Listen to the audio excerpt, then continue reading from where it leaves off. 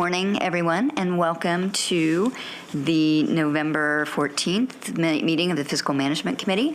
My name is Lynn Harris. I use she, her pronouns. I am the chair of this committee. And before we get started, I'm going to have my colleagues introduce themselves and all of those around the table who will be working with us today. Good morning. Buenos dias. Grace Rivera-Oven, representing District 1.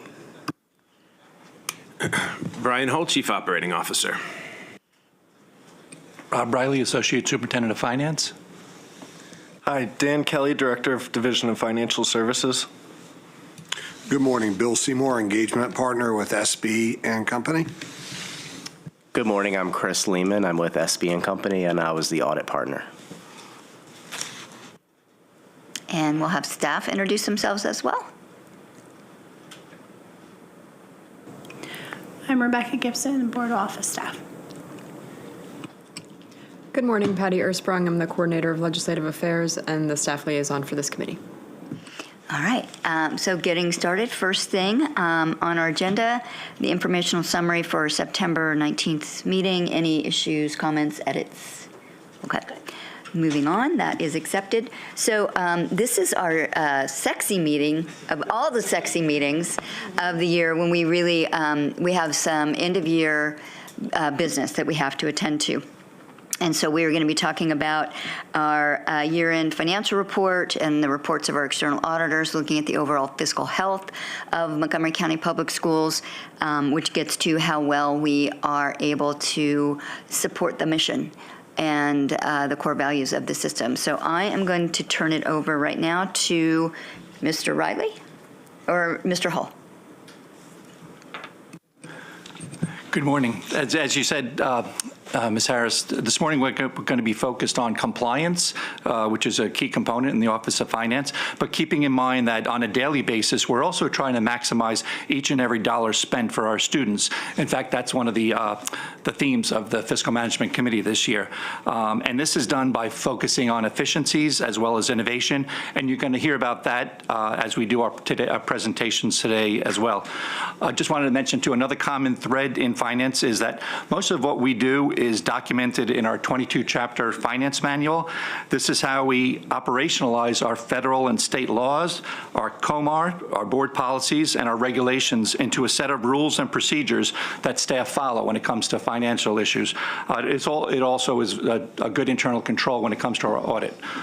So with that said, I'm going to pass it on to Dan Kelly, our Director of Finance. Good morning, everyone. I'm here to give a high-level overview of the year-end financial report, the related audit, and the reporting process that goes on at the end of the year. So this report here, the Annual Comprehensive Financial Report, or ACFR, is made up of about 20 statements, about 50 additional schedules, management discussion and analysis, and the related footnotes. It was previously a 140-page report where we would try to keep the page numbering the same year over year, but very exciting, this year we expanded to 144 pages. So that's due to the newer accounting standards that came into play this year. So the ACFR covers all 10 of our financial funds. The primary fund is our general fund.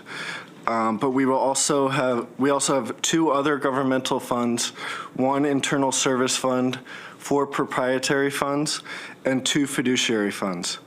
The 2 fiduciary funds are our pension and OPEB funds, and GRS, our actuaries, will report on that later on. Yep. Can you just try for acronyms for the people at home? Yes. So OPEB is other post-employee benefits. So that's our retiree EBP plan. And just a quick question. So I very much appreciated getting my copy of this a little bit ago.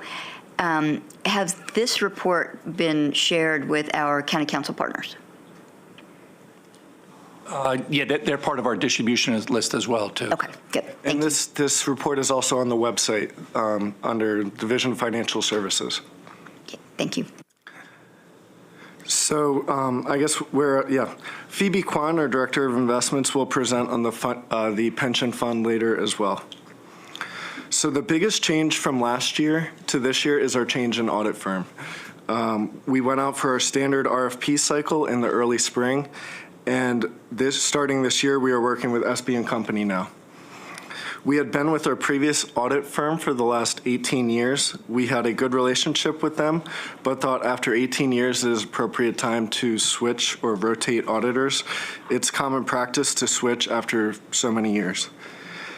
The first year with the new audit firm can lead to additional challenges on both sides because they have to get used to our internal controls, how our team functions and operates, and the types of funds we have and everything.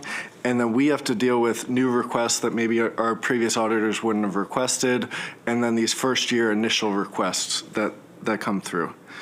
The auditors generally come on site for a couple weeks in the early summer and then come again on site for about 4 to 5 weeks in August and September to audit our financial statements, the underlying data, and the related internal controls. We believe the transition between audit firms went very smoothly, and we want to thank SB and Company for their help throughout the transition. As you may remember, our report last year, the 2022 ACFR, was issued late after the September 30th state deadline. This was due to several factors, including staff turnover, our transition to a cloud accounting software, and a complex new accounting standard. This year, we made several process improvements. We continued staff development. We shifted the timing of some tasks, and were able to operate more efficiently to issue 3 days ahead of the deadline this year, which I'm very proud of. This year, we faced new challenges. We had 2 major RFPs in the spring where both our auditors and our actuarial services were up for RFP at the same time. As mentioned, we transitioned a new audit firm, and then we implemented a new Governmental Accounting Standards Board Statement 96, or GASB 96, which clarifies reporting over software and moves software subscriptions onto the balance sheet. So this standard was similar to the complex LISA standard, that GASB 87, which was issued last year, and going through that last year sort of helped us with the transition this year. As you can tell, the ACFR and related audit is a big endeavor. So there's about 50 people within MCPS through the Office of Finance and beyond, with people within the county, the auditors at SB and Company, and the actuaries at GRS, who all help with this huge effort. So I sincerely want to thank everyone who helped with this effort. It is hard work, and we were able to get the audit done in a timely manner this year. So I really appreciate everyone's hard work on this project this year. Finally, we choose to look at the audit process as an opportunity. We can always continue to be mindful, looking for improvements both within our controls and within our reporting. Knowing that last year was issued late, we made an intentional kind of step to look in the mirror, make changes, and see where we can gain efficiencies. We expect to continue to make improvements going into next year and beyond. Are there any questions before I pass it off to SB and Company? Just curious. Yep.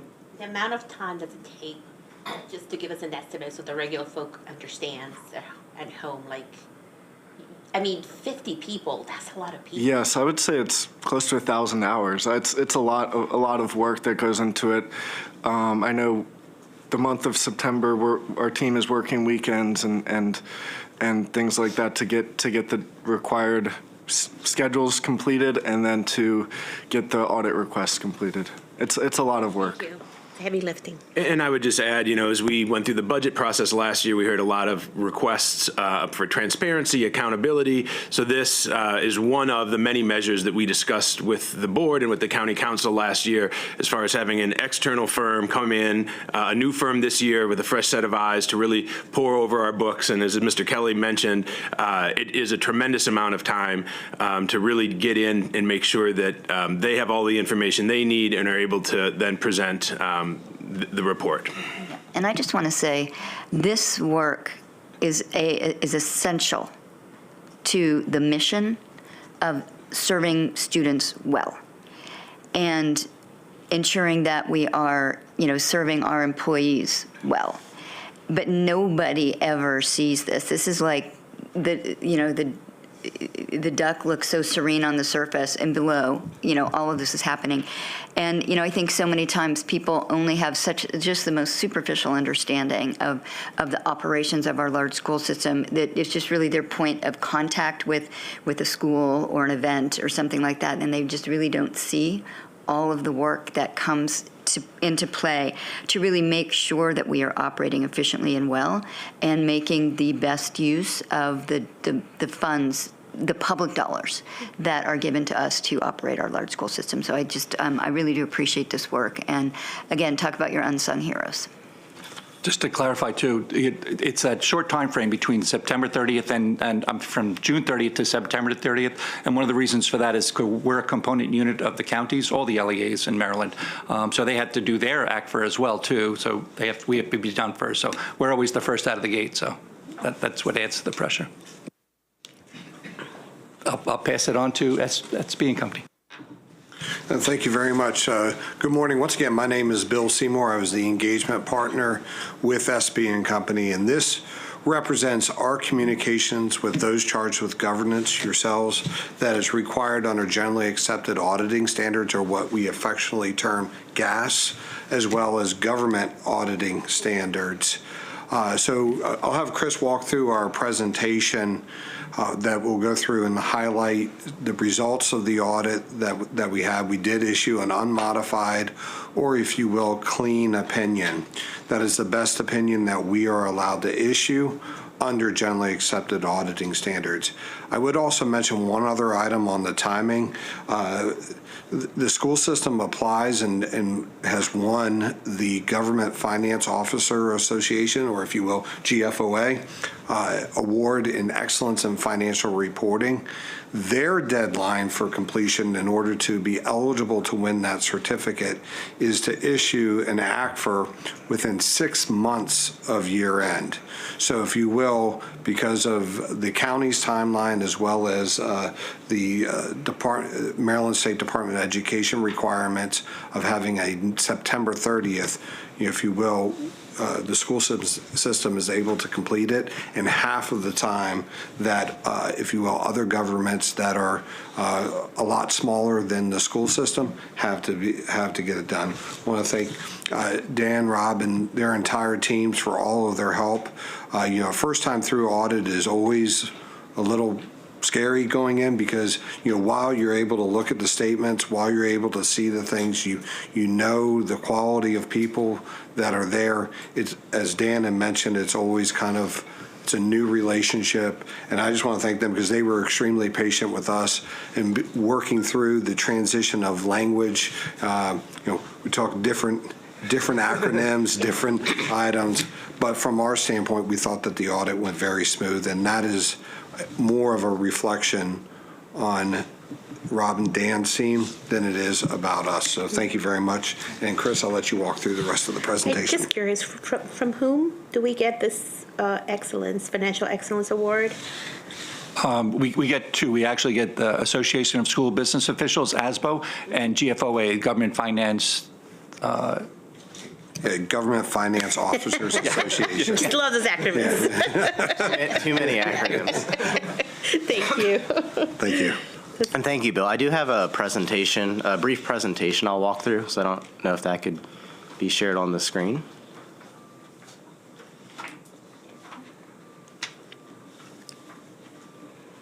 Next slide. Let's go next slide. Let's see.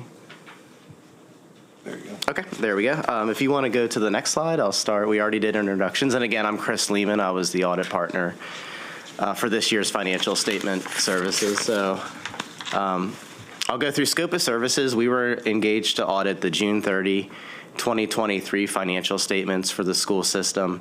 In addition, as we've already referenced, and I'll try not to use acronyms, even if they've been previously defined, I might redefine them. The annual comprehensive financial report, or ACFR, encompasses the financial statements plus additional information that's submitted for the award program that was mentioned. So we review the entire document as well as audit the financial statements. In addition, there's what's termed a component unit. The MCPS Foundation is a separate legal entity but does qualify as a component unit due to the financial relationship of the entities. That is included within the ACFR, and we have also audited that component unit. In addition, from a compliance perspective, the school system is required to undergo what's termed a single audit. A single audit is a federal compliance audit of particular federal audit programs. We are currently in the process of completing that single audit, but to date we have no findings or no issues that we see that would put the deadline in jeopardy. Next slide. And if you have questions, please feel free to. When is the deadline for the single audit? So typically the single audit deadline is 9 months after your end. I believe here in Maryland there's a 6-month deadline for school systems to have their single audit to the state. So that would put the deadline at the end of December.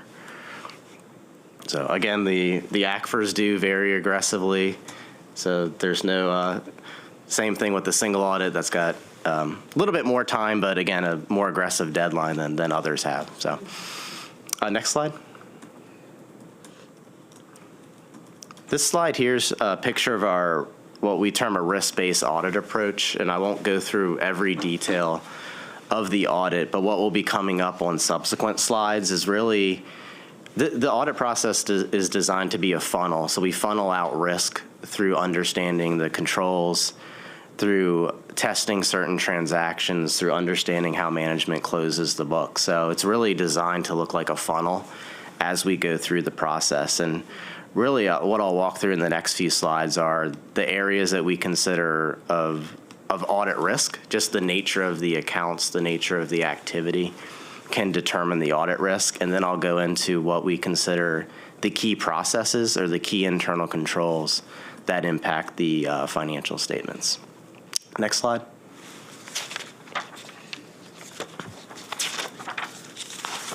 As far as the areas where we spend significant time in the audit and understanding the activity within the school system, of course, with the cash balances, with the investment balances, especially as it relates to pension and other post-employment benefits, we look at reconciliations, making sure those balances are recorded timely and accurately within the financials. With accounts receivable, we looked at collectability to ensure that there's not a significant risk of uncollectible accounts. Very healthy capital asset balances with the schools and the capital assets on the financial statements. So we look at the accounting related to capitalizing projects in schools. From a liability perspective, we do testing to make sure liabilities are complete. So the risk there is, if you're paying vendors or paying invoices after year end, there's a chance that some of those services have been rendered back in the June 30 period. So we look for accruals and really testing balance sheet cutoff to make sure there's a good cutoff at June 30th. Of course, looking at revenue recognition and the different revenue streams throughout the financial statements and understanding that. Looking how expenses are charged to various departments and functions within the entity. A lot of actuarial assumptions play into the pension and the other post-employment benefit calculations, and you also see that there's a net pension liability on the financial statements as well as what's termed a net OPEB liability for that actuarial calculation of the for those liabilities. And as Dan also mentioned, there was a new standard that was required to be implemented this year, which was implemented by management, and that did deal with information technology type arrangements, very similar to the lease accounting standard that was implemented. Of that, just so that would be, for example, a HR system or a system that you have in-house that's really an asset, but it's a software type of asset, does get recognition as an asset on the books as well as an offsetting liability. thank you. I'll just add to that, similar to leases, the original standard on these items was you would record them as you go along, as you would make payments through the year. That's all you would have to record. But if you look at some of the nature of the agreements, you would sign on to agreement that would be a 5-year agreement that the only way that you get out of that agreement is by making 5 years worth of payments. And the thought process that the Government Accounting Standards Board, or GASB, had with that is that if you say to somebody, when you sign on this piece of paper, you just locked yourself in for the next 5 years, that kind of looks like debt, smells like debt. So maybe we should account for it like debt. So as Chris had mentioned, what happened is there's a recordation of that liability, but then also there's recognition of an intangible asset, because now you have the ability to control that asset for the next 5 years. So leases are a lot easier to make an example of, because you'd say building space, right? If you lease an office for 5 years, you can do, well, almost anything you want to that space. So you control it, but then you've signed on for the next 5 years. So you would, discount the payments into today's dollars, a liability and an asset would be recorded. It's a similar item with IT arrangements. If you were to enter into an agreement with, say, Amazon Web Services or AWS for space, for hard drive space, the lease standard didn't cover that, so that was separately done for GASB 96. Would that be also true for, we have a lot of portables that I found out that we lease, and there's quite a number of them. Would that be a good example? Yeah, so the hardware portion of that would have been covered under the lease standard. The software portion of that would be covered under the new standard. Now, I'm going to try and stay out of the weeds on this. Okay. One of the items that is a key factor is what is the period that the lease is actually covered? And I'm sorry, the subscription-based agreement is actually covering. And a lot of software is really most times only a 1 year arrangement. So when you get like Microsoft Office, typically that's, you pay for it for a 1 year deal, not a 5 year deal. And you can have the choice of canceling it at any time. And when you factor those into, that actually reduces the number of agreements that are out there that you would otherwise have to report. But if you will, in layman's terms, the example of a student with a laptop, that would be bifurcated, that you're leasing the equipment, which would have been adopted a year ago, and then the software portion of it, if it qualified, would be under this year's accounting. I think Ms. Rivera was referring to our portable classrooms. Oh, I'm sorry. That's okay. I was saying That makes portable sense. like laptop, Yeah, no, I'm sorry. Now we know the answer to that one, too. Yeah, we know. Yeah, no, that was actually better, actually, for people to understand. Because I was trying to think, I'm like, maybe they're smart portables.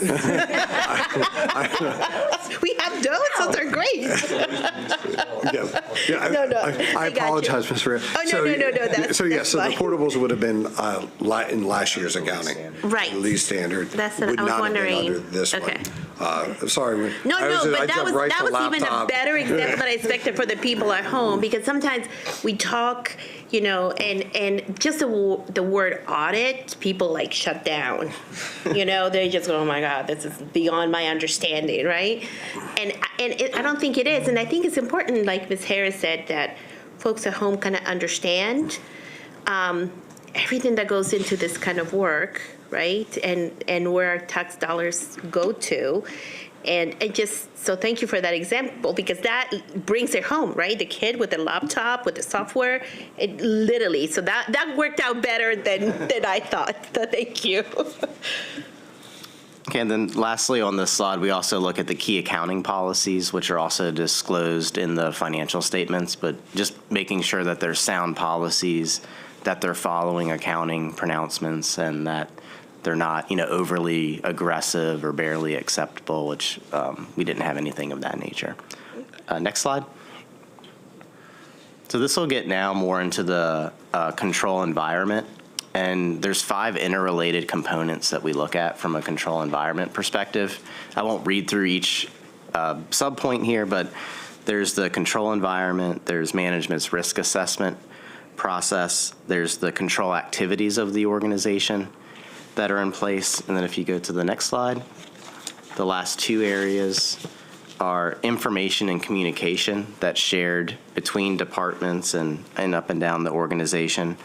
And then, well, as Dan had mentioned, kind of reassessing controls on a periodic basis to make improvements, the monitoring of those items. They all kind of work together to create a control environment for the organization. And part of the audit is us assessing whether or not we believe there's an effective environment or an ineffective environment. And we believe there is an effective, I always, when I say it, I don't want to come across like I stutter, so an effective environment. Because if I don't say it clearly, it'll sound like I said ineffective. So just a question I have. So in this is clearly a wide and deep process that takes a lot of time and attention to minutia, as well as, bigger picture items.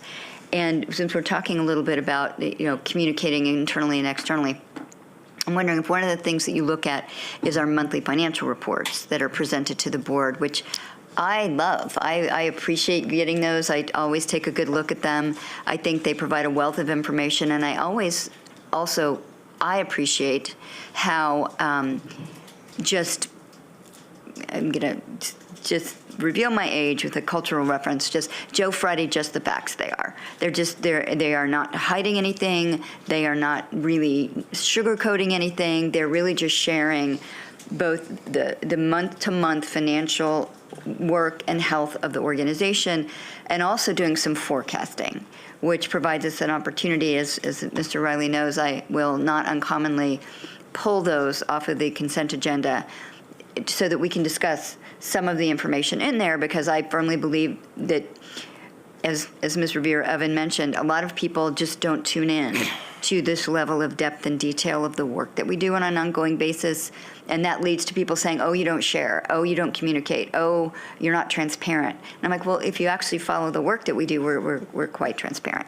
And I've had members of our state delegation mention to me that in the wake of lots of people speaking to a concern that we are not transparent in our financial work and our budgeting work during the last budget cycle, having gone to look at other LEAs just in Maryland and saying, or over half of them, they could find nothing about their budgeting processes, their financial health. And they said, you all, in contrast, I don't want to say the word overshare, but you share a lot. If it's just, do people tune in to what's being shared? And then if they are looking at things and don't, if things aren't really connecting with them, are they asking questions for clarification, which I don't think we do get a lot of people that really tune into our monthly work and ask questions about what they're reading and what they're, so I just was curious to know if that work that is routine, that the system does, is part of your analysis of the processes that we follow. Yeah, so what you just described is part of our assessment of those 5 interrelated components. And really what you described there is functional at 2 levels. One is the monitoring. So when you get the financial reporting question or the package, the questions that you're asking, if that drives to now that management steps back and says, well, we have to be prepared. So let us go and, if you will, work through what we believe the questions are to be prepared for your questions, right? That is a sign of a good organization. More importantly, it goes to the control environment and kind of what we say, you'll hear the term tone at the top. And what that basically describes is, if you follow and, us auditors play amateur psychologists because you're trying to understand human behavior.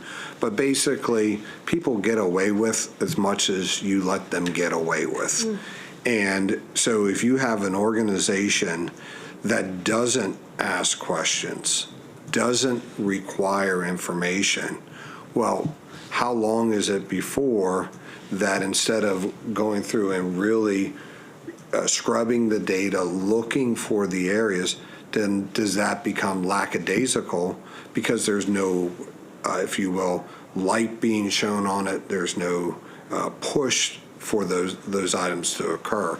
So when we looked and we looked at the minutes and we see other questions being asked. I'm quite sure we all would love not to have questions and have a 2-minute meeting so we get.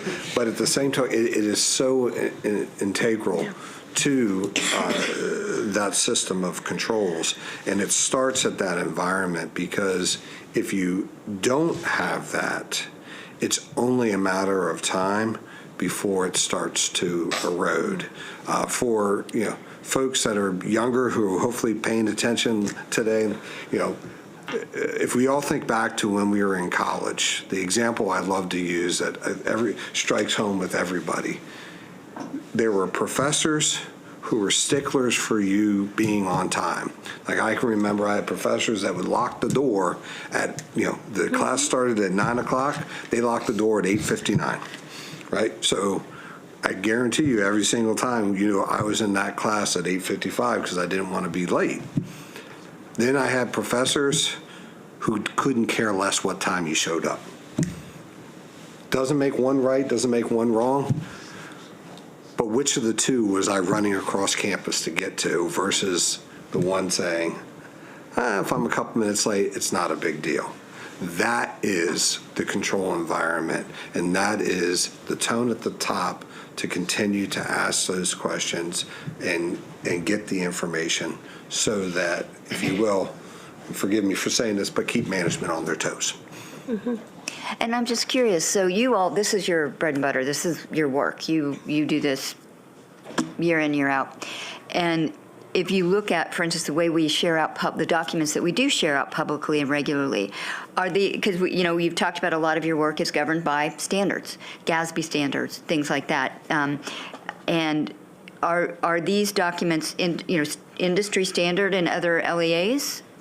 In Maryland and across the country, or are we doing something that is somewhat unique? So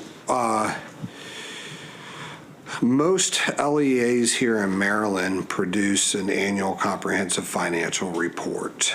Some do not. They only issue a basic set of financial statements. And so, if you will, at a macro level, the difference between the two is a basic set of financial statements is the auditor's opinion, management's discussion analysis, the actual financial statements, footnotes, and then what we term required supplementary information, which would be trend analysis on pension and OPEB and budget-related information. An annual comprehensive report goes through and adds, so if you will, takes that entire section of the basic statements in the middle, adds an introductory section, and then adds a statistical section to it. And the statistical section, for those of you that when you look and you say 144-page document, how can I get through it? The best information to look at is in the statistical section, because that is where you have 10 years of data to be able to identify where trends are, and it goes across a plethora of different items to be there. We're not in a position to comment on the approach from how public relations and budgetary items to be there. But as a citizen, I can speak more kind of generally to say that, if everybody was doing as much as the school system is across the state, we would have a lot better information out there. Now, does that mean there isn't more that you can do? Sure, we always can do more. I'm not saying it's there, but at the same token, I think from an industry perspective here in the state, MCPS is clearly one of the better ones. And then I would also go through and tell you that as you go at a national level, I think we as auditors take for granted how good we have it here in Maryland, because Maryland was one of the first states to be involved in the GFOA Certificate of Excellence program, and that just, if you will, starting at the state level and then funneling down to all the local, at a county level, at a school system level, at a municipality level, if you compare, I'm fortunate I get to go to different GFOA meetings, and you go across different states, I can tell you, we're really fortunate here. Okay, so we have the slide on the points to consider. There's a couple that I would like you just to give us a little more information on, if you don't mind. Sure. Which Okay. one would you like? So the commitment of HR and finance to develop, test, and monitor IT systems and programs. What does that mean? So, which one? I'm sorry. I can't read. I'm sorry. Okay. Yeah. So two parts is one is when we talk about IT systems are a tool to be able to accomplish a task. Mm-hmm. That task needs to go through and be designed so that, if you will, you're able, well, stepping back for a second, the first item is defining a process. Then you go and you define the risks that could happen in that process. Then you go and design the process to eliminate the risks. Then you take IT, and then you're using IT to make that process more efficient. And then anytime you're going through that, you have to go through and perform, whether it's monitoring items, if you will, looking at, the results of a bank reconciliation, tells you whether or not we are picking up the proper accounting for our disbursements, for payroll, to be there, because we're taking our information and we're reconciling it against third-party data, and then going back and then testing periodically whether or not those processes continue to work in the manner in which management had originally set foot to happen. So it's like a check and balance for that Yes. area. Okay. So, I'm sorry, so a good example of that is we're going to go live with our human capital management system, Yeah. which touches all that, right? It's going to touch HR, it's going to touch finance and IT. We're going to go through extensive testing before we go live January of 2025, and the auditors are going to look at what we did to test it, and they're going to do independent testing as well, too, for that particular process.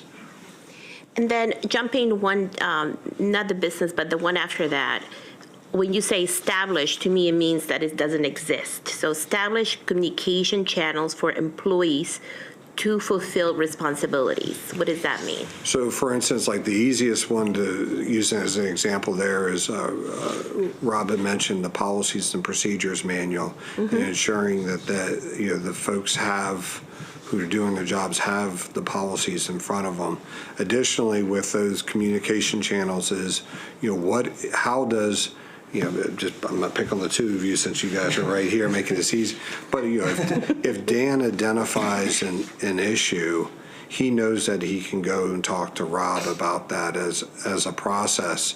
So that way, controls unfortunately are not going to prevent every bad thing from happening. Mm-hmm.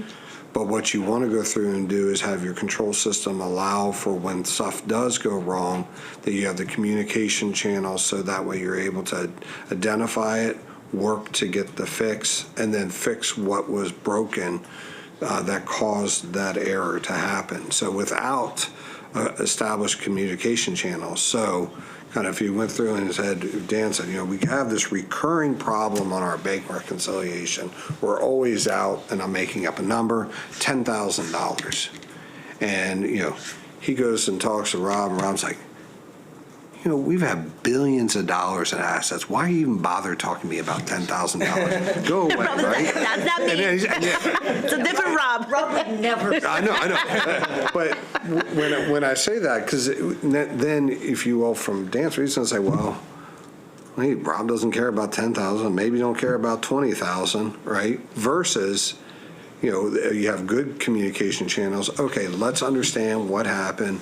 What's the issue? Where do we need to go put resources to be able to address that issue? And that's what we talk about communication. Okay. And then the last one, when you use the word adequate, why not excellent? This is adequate communication across organizations. So why is it adequate and not excellent? So, Pretty much. yeah, You play hardball. unfortunately, we're not allowed to give like gold stars to say, hey, Our great job. education system, Yeah. we need a little recognition. But, when we say adequate, the kind of the communication, the standard that's on us as auditors is we'll use the term, and Chris, well, I'm stealing some of Chris's thunder from a later slide here, but, when we come across issues, it's one of three areas. It's either what we call a control deficiency, a significant deficiency, or a material weakness. So when we say, and so we can't go and say, oh, you guys have an A+ in your ACFR, right? Because we you either meet the standard or you don't. There's no Middle. There's nothing in the grading, if you will, to be there. But when you don't meet the standard, then what is the root cause of it? So if it is one control that was broken in a line of other controls, typically we would call that a control deficiency, because we would say, if you will, if you think of it as an assembly line, oh, this was broken, but all these other items did their job to identify it. So, hey, work here. A significant deficiency, or let me jump to material weakness. A material weakness basically is it's so broken that management would not identify an error that's material to the financial statements. That's a big problem. A significant deficiency is kind of like material weakness light. It's like, hey, by itself, it's probably not a material item, but if you give me one or two more things, it will be material. So it's greater in severity. And so when we use the term adequate, what we're saying is you're above all of, unfortunately, the negative language that we are prescribed to use. Okay, that's good. Because when somebody reads it, in the adequate's like, huh? That's it? You only giving us adequate? Okay. Believe me, I wish we could use other words. Because, you sit as an auditor, but you're also, a citizen, and, I think we mentioned during the RFP process, both Chris and I graduated from Montgomery County Public Schools. So he was Quince Orchard, I was Springbrook, okay? So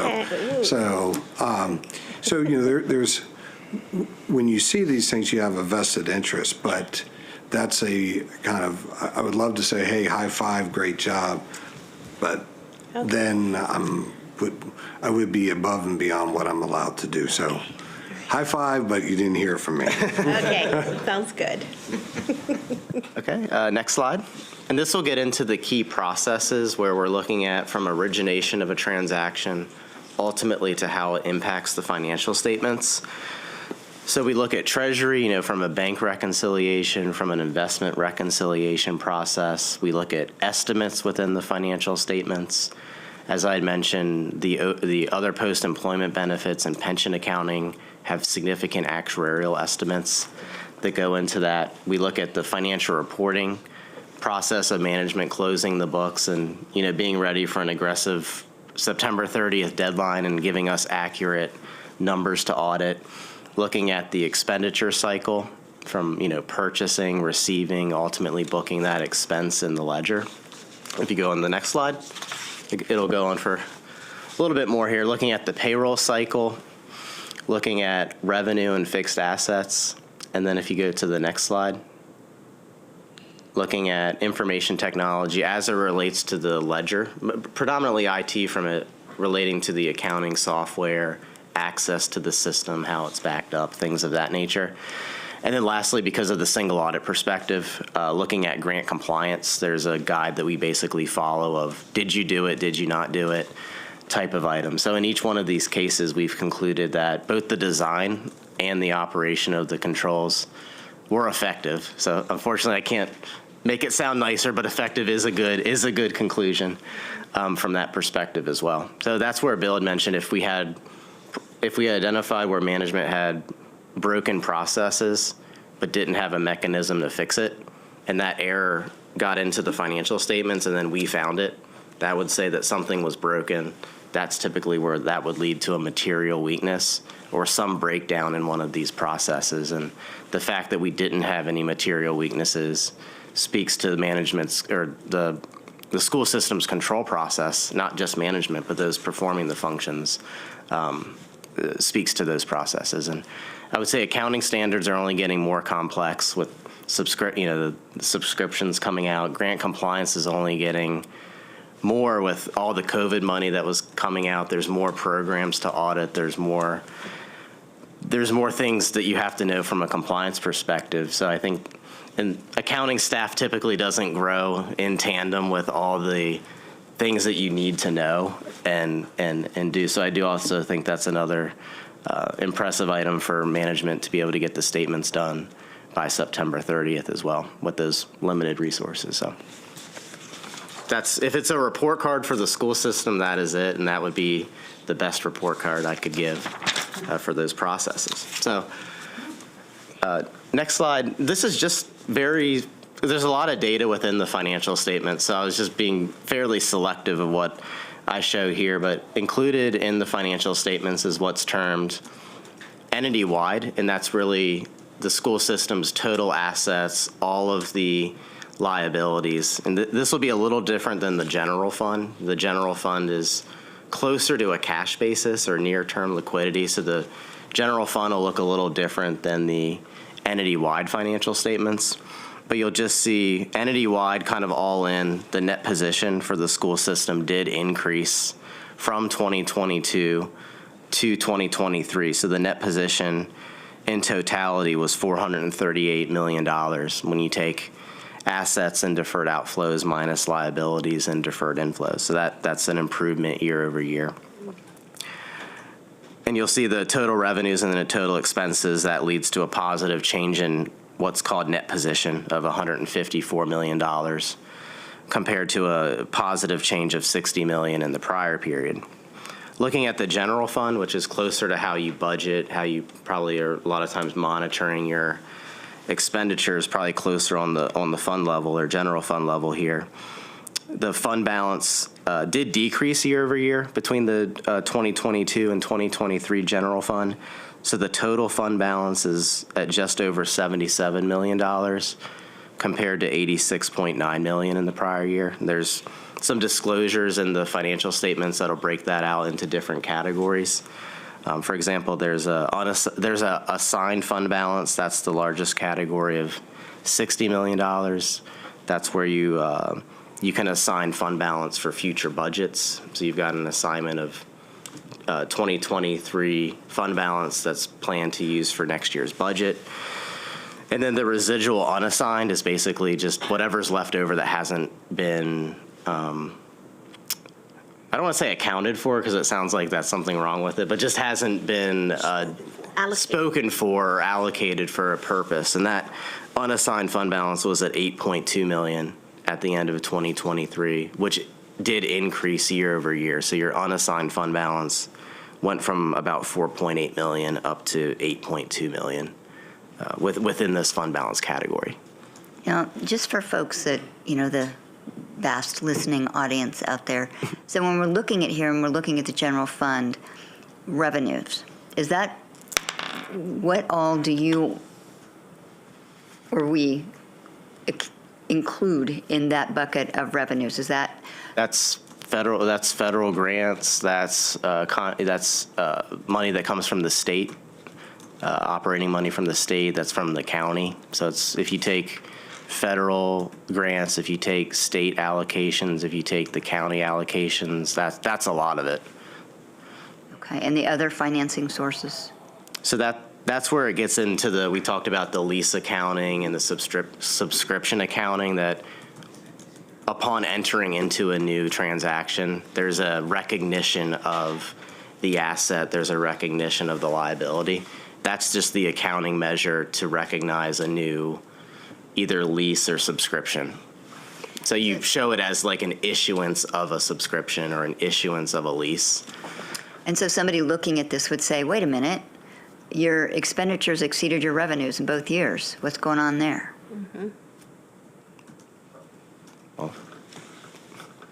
So I think one of the items to keep in mind is if you look at the 2023 fund balance, there's that assignment for use in 2024.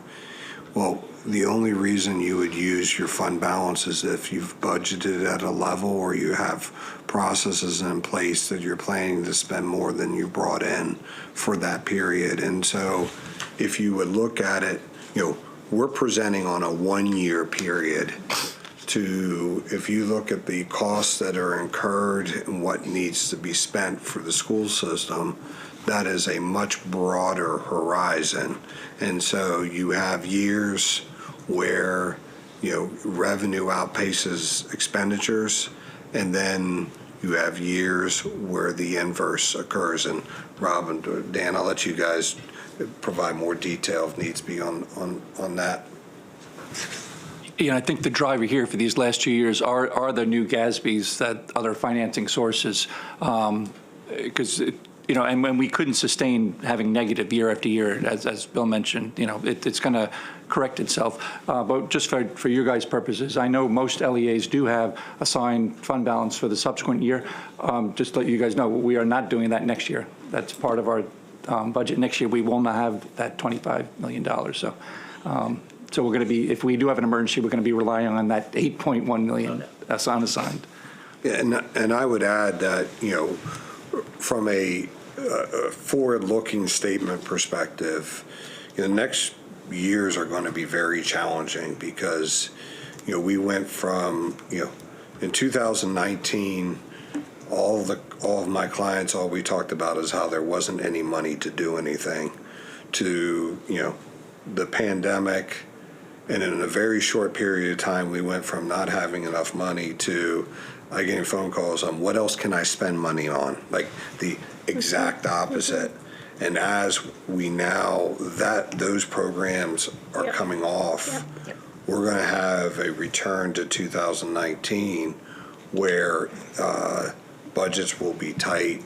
And, there is a challenge because we've just lived through this very, for lack of a better way of putting it, financially rich time period in the amount of grants, and as well too as the relative low bar of what you had to do with those grants. If you look at a government-wide perspective, revenue replacement is the first time that federal government basically just said, here's money.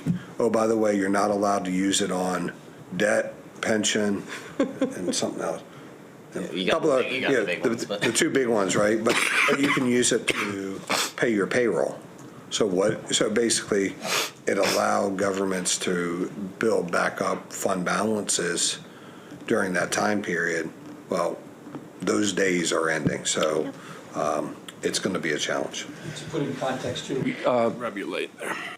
To put in context, you were to put it in context, our revenues, right, as Mr. Lehman was saying, is mainly state and local.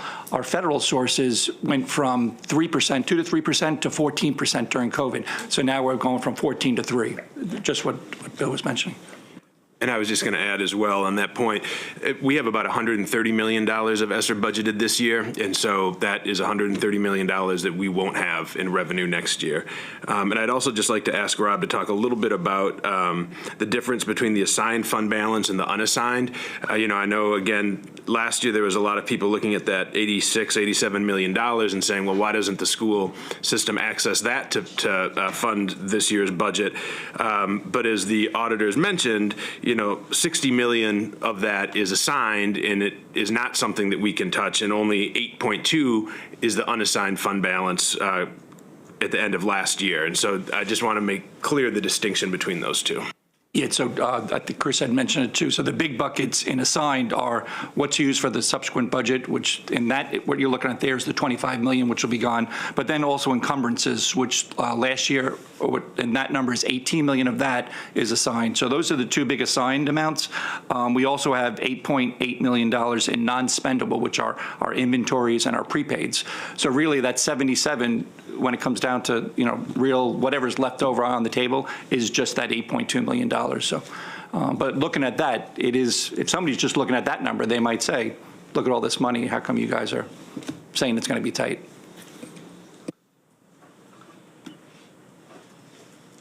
Okay. Any other questions or comments on the numbers? Selected financial data, I'll say. Okay. All right. So next slide. And I hit on a number of these items kind of throughout the discussion this morning, so I'm not going to read through each one of these, but really this would be our opportunity if we had difficulties getting through the audit, if we had disagreements with management, or if we had unsupported transactions, or like I said, material weaknesses or anything of that nature, I'd be required to bring that to the committee's attention. So there's really nothing negative that I need to bring to the committee's attention through the process. The idea being, although we've issued a clean opinion, if there are problems to get to the clean opinion, you wouldn't know that necessarily by just reading the audit opinion.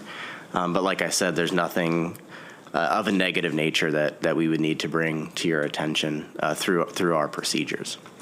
And we do have our contact information in here. That way, if you have questions outside of audit season, Bill and I make ourselves available as well to answer any questions. So with that, I'll open it up if there's any more questions or comments. No, just a heartfelt thank you, and especially to you and your team. I'm sure there were a lot of times away from your family over the weekend, so I just want to say we appreciate that. It doesn't go unnoticed. Thank you. Yeah, and I feel like a broken record when I say this all the time. MCPS has a very talented and committed finance staff. And I think this is just, more proof of that. And I hope, in the vast listening audience, we have some students who are thinking, I want to do that. Because, we always talk about we got to grow our own workforce, and this is part of that. I hope these gentlemen go back to, when they have career day. Do you? Yeah. Not to put you on the spot or anything. But I am trying to get my kids interested in accounting. that has not yet. What do you think that helps? Okay. Thank you, all of you. Thank you. Appreciate it. Thank you very much. Okay. Then we're moving on, and the next thing on our agenda today is looking at our MCPS pension and OPEB funds. And again, OPEB is other pension and employee benefits. And so this was something that we talked about a little bit at last Thursday's Board of Education meeting, looking at the, oh, hello, people have joined us on the screen, looking at the monthly financial report and some of its projections about where current projections about where our OPEB trust fund is at. So. Thanks, Ms. Harris. So as Mr. Kelly mentioned before, we spent a lot of time focused on our $3.2 billion operating budget and our monthly and annual reporting about it. But two other important fiduciary funds that we oversee are our pension and our OPEB funds. And OPEB, again, was other post-employment benefits. Both of these funds need to be sustainable and growing in order to support our current and future retirees. To go over how we do that, well, one of the key components of doing that and putting these funds in a good spot is to look at and determine the annual contribution amount or the actuarial determined contribution amount. And for this, we get assistance from our actuaries, GRS, who's going to be on the screen. We also have with me today our Director of Investments, Ms. Phoebe Kwan. In this case, we're going to have the actuary speak first, and then Phoebe's going to speak about our particular pension fund. So I'm going to pass it to you, Amy. Thank you. Good morning, everybody. I'm Amy Williams from GRS. We're the actuarial firm. With me today are Mike Koschuk and Philip Matthew, and we're going to present the results of the two actuarial valuations that we performed for the pension plan and the OPEB plan. And is someone able to share our presentation on the screen? Yep. Okay, thank you. If you could advance the slides, please. On this slide, we have our agenda. So Philip is going to start off with a brief overview of the actuarial evaluation process and background to set the stage before we go through the actual valuation results. And then I'm going to go through the results of the pension actuarial evaluation and the OPEB, or the other post-employment benefits actuarial evaluation. Then we can have questions at the end. However, feel free to ask questions as we go along if you have any. So with that, I will pass it over to Philip to get us started. Hello, everybody. If we go to the next slide, please. One more. This is kind of the order I'm going to go through today. We can go through the next slide too. We can just kind of tackle this. The purposes of an actuarial evaluation are to first determine the funded status, generally expressed as a percentage. And then we also develop the recommended annual contribution. And for this year, that will be for fiscal year 2025. And then we provide supporting information and documentation for what went into this valuation. Next slide, please. What do actuaries do? We take into account everything that is known, make assumptions about things that are unknown, and then we figure out the annual contributions needed to pay for benefits, expenses, net of the investment return. And for both the OPEB and pension plan, this is expressed as a level percentage of payroll. Next slide, please. This is kind of a diagram showing, I guess, super high level of what our process is. We get member data, asset data, confirmation of the OPEB and pension plan provisions from the public schools. We determine and get approval of the actuarial assumptions and methods and take into consideration the funding policy. That all goes into our actuarial valuation report, and we pop out a funded status, contribution rates, and then accounting information that we show in a GASB 6768 and 7475. Now, this is only for those two groups that we're talking about, right? OPEB and... Okay. Are they other Yes, groups? this is for the pension plan and the OPEB plan, so just those two plans. Okay. Thanks, Amy. Next slide, please. One thing that we do on the pension side to reduce contribution volatility is we use a smooth value of assets. And what this does is it kind of takes the gains and losses and spreads them out over 5 years rather than recognizing them immediately. Another thing we do to reduce the volatility is implement a 20% asset corridor, which will restrict the actuarial valuation or actuarial value of assets to be within a positive or negative 20% of the market value of assets. For this year on the pension side, the actuarial value is 104% of the market value of assets. And for the OPEB, we don't use the asset smoothing, we just use the market value of assets. Next slide, please. What's the difference? Can you just... Yep, we can go back one more, please. Thank you. The market value of assets is just, general example, if there's $1 billion on the OPEB side, that's the market value of assets. Mm-hmm. On the pension side, we consider the expected investment return and we recognize the difference between the expected investment return using the valuation assumption, which is 6.75%, and then smooth out that gain or loss against what actually happened, whatever that gain or loss or whatever that investment return was. I think Amy will get into that later on in the results, but it generally reduces the volatility by keeping the assets more stable. Mm-hmm. Okay. Does that answer your question? Yep. Thank you. Sure. Next slide, please. What we do when we select the assumptions, so I'm going to just kind of go over these assumptions that we set, or not we set, that us in the public schools set. The investment return, payroll growth rate, population growth rate, rates of retirement, promotions and step pay increases, disability, turnover, and mortality. Those are both for the pension and OPEB. Some of the OPEB only assumptions are the healthcare trend rates, per capita claim costs, and participation assumptions. Next slide, please.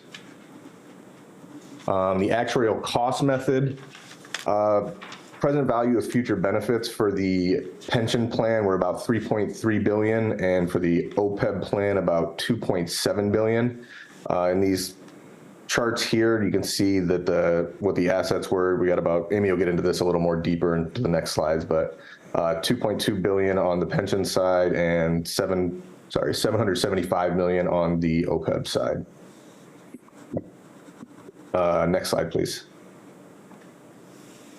Causes of unfunded liability, not contributing at least the normal cost plus interest on the unfunded liability. Another thing could be differing actual experience versus our assumed experience. Things such as a lower rate of investment earnings against the assumed. On the pension side, that would be something less than 6.75%. If we see higher salary increases in the actual data versus what are used in the assumptions, members retiring earlier than the retirement pattern would suggest, or lower rates of non-death terminations. Another thing is changes in the actuarial assumptions due to revised expectations. This generally happens after an experience study when we review our assumptions against what actually happened over something like a 5-year period of time to kind of try to bring those closer in line. And then lastly, granting initial benefits or benefit increases for service already rendered. This would be something like enhancing benefits for employees and retirees. Next slide, please. The current funding policy, the total contribution is the normal cost with expenses plus the amortization of the unfunded actuarial accrued liability. In the case of Montgomery County Public Schools, we express both of those as a level percentage of pay. And that means that the amortization of the UAAL increases as a dollar amount, but remains level as a percentage of overall pay. And then while not directly used, just for reference, a level dollar amortization amount means the payment remains level as a dollar amount and decreases as a percentage of pay. Can you say that in lame terms? Like just so people at home understand? Yeah, so for the public schools, when the payment amount will, sorry, can we go back to the slide?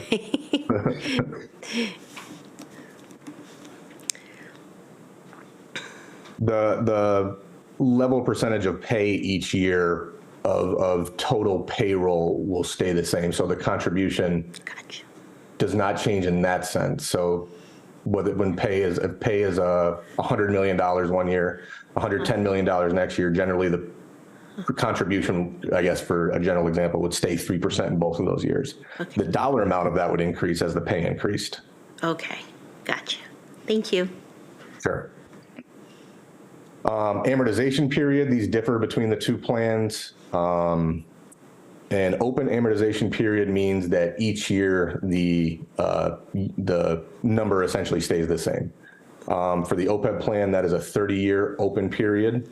And for the pension plan, that is a 15-year open period for unfunded actuarial liability not attributable to plan changes. You'll see in, I think, the next slide, there are some closed periods, and that leads me to the next bullet. A closed period decreases by one each year. So if last year the period was 10, this year it'll be 9, so on and so forth. Okay. Now we can go to the next slide. And this will kind of illustrate the previous slide here. As I previously mentioned, the 2006, 2010, and 2020 plan changes were initially amortized over 30 years, and 15 years respectively. Those are down to about 13, 17, and 12 years respectively. And then the remaining unfunded liability for the pension plan gets amortized over the open 15-year period every year. So that 15 years does not change. And then in the OPEB plan, that is just a rolling 30 years. So every year that amortization period stays at 30 years. So that amortization factor used to calculate the amortization payment will remain the same each year. And we go to the next slide, please. Some additional funding policy details. The board contribution rate is the total contribution rate minus the employee contribution rate. Actual contributions are made based on applying the board contribution rate to the actual payroll during the applicable fiscal year. And I kind of alluded to that in the previous example with that 3% staying level each year.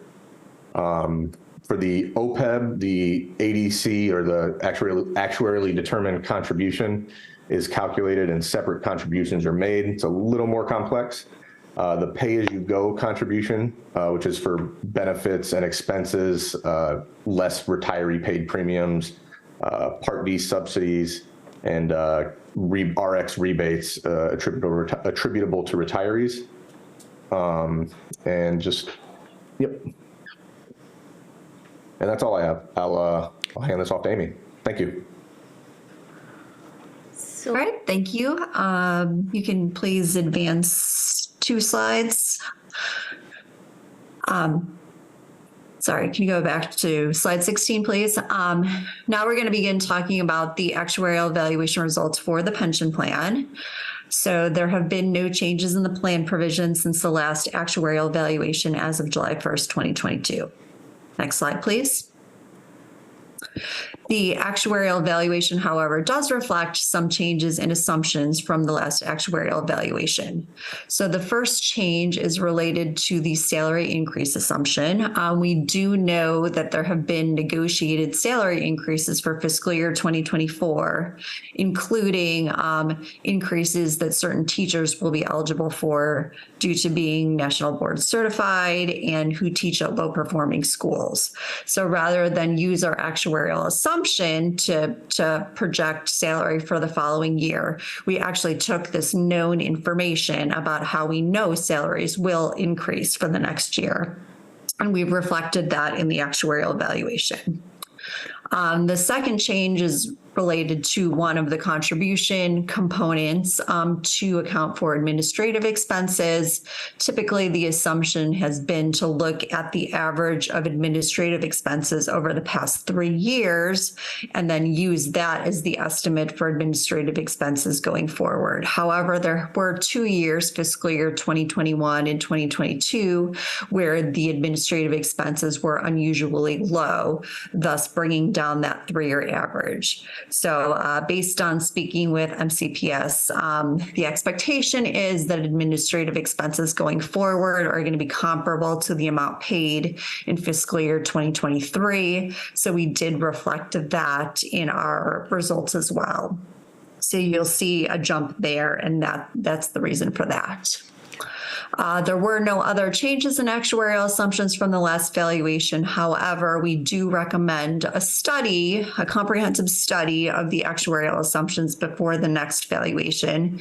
We call this an experience study. So we do a detailed look at what we're assuming for mortality rates, retirement rates, investment return, disability, and we evaluate whether any changes would be needed to our current assumptions, and then we make those recommendations. Quick question. In addition, can I just have a quick question with that? Yes. When you say the study assumptions, how often should a system as big as ours do that? And I'm assuming because baby boomers are retiring at a larger rate that maybe that's one of the considerations, which is one of the questions I had. What does that projection looks like for MCPS? How many people do we have in that lane that are going to be retiring? So just wondering what your thoughts are behind that. Yes. So typically we recommend an experience study or the comprehensive review of assumptions every 3 to 5 years. So we did do the previous experience study covering a 4-year period from July 1st, 2014 to July 1st, 2018. So then we're recommending that we now do another one for the 5-year period, 2018 to 2023.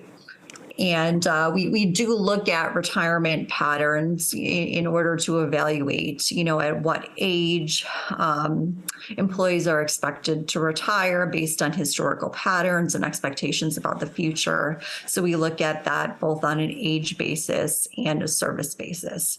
And then we take into account the demographic information of all the participants. So we look at each person's age, and then we apply that. So we don't have a population projection in our valuation results, but all of that is considered in the calculation of the actuarial accrued liability to know, when we're expecting people to retire based on how old they are today and, what generation they're in. And I assume that will also include people who do early retirement? Correct. Yes. So we evaluate people who would get a reduced retirement benefit or an unreduced retirement benefit. So it's a pretty complex review looking at historical patterns and expectations for both early and normal retirement. Thank you.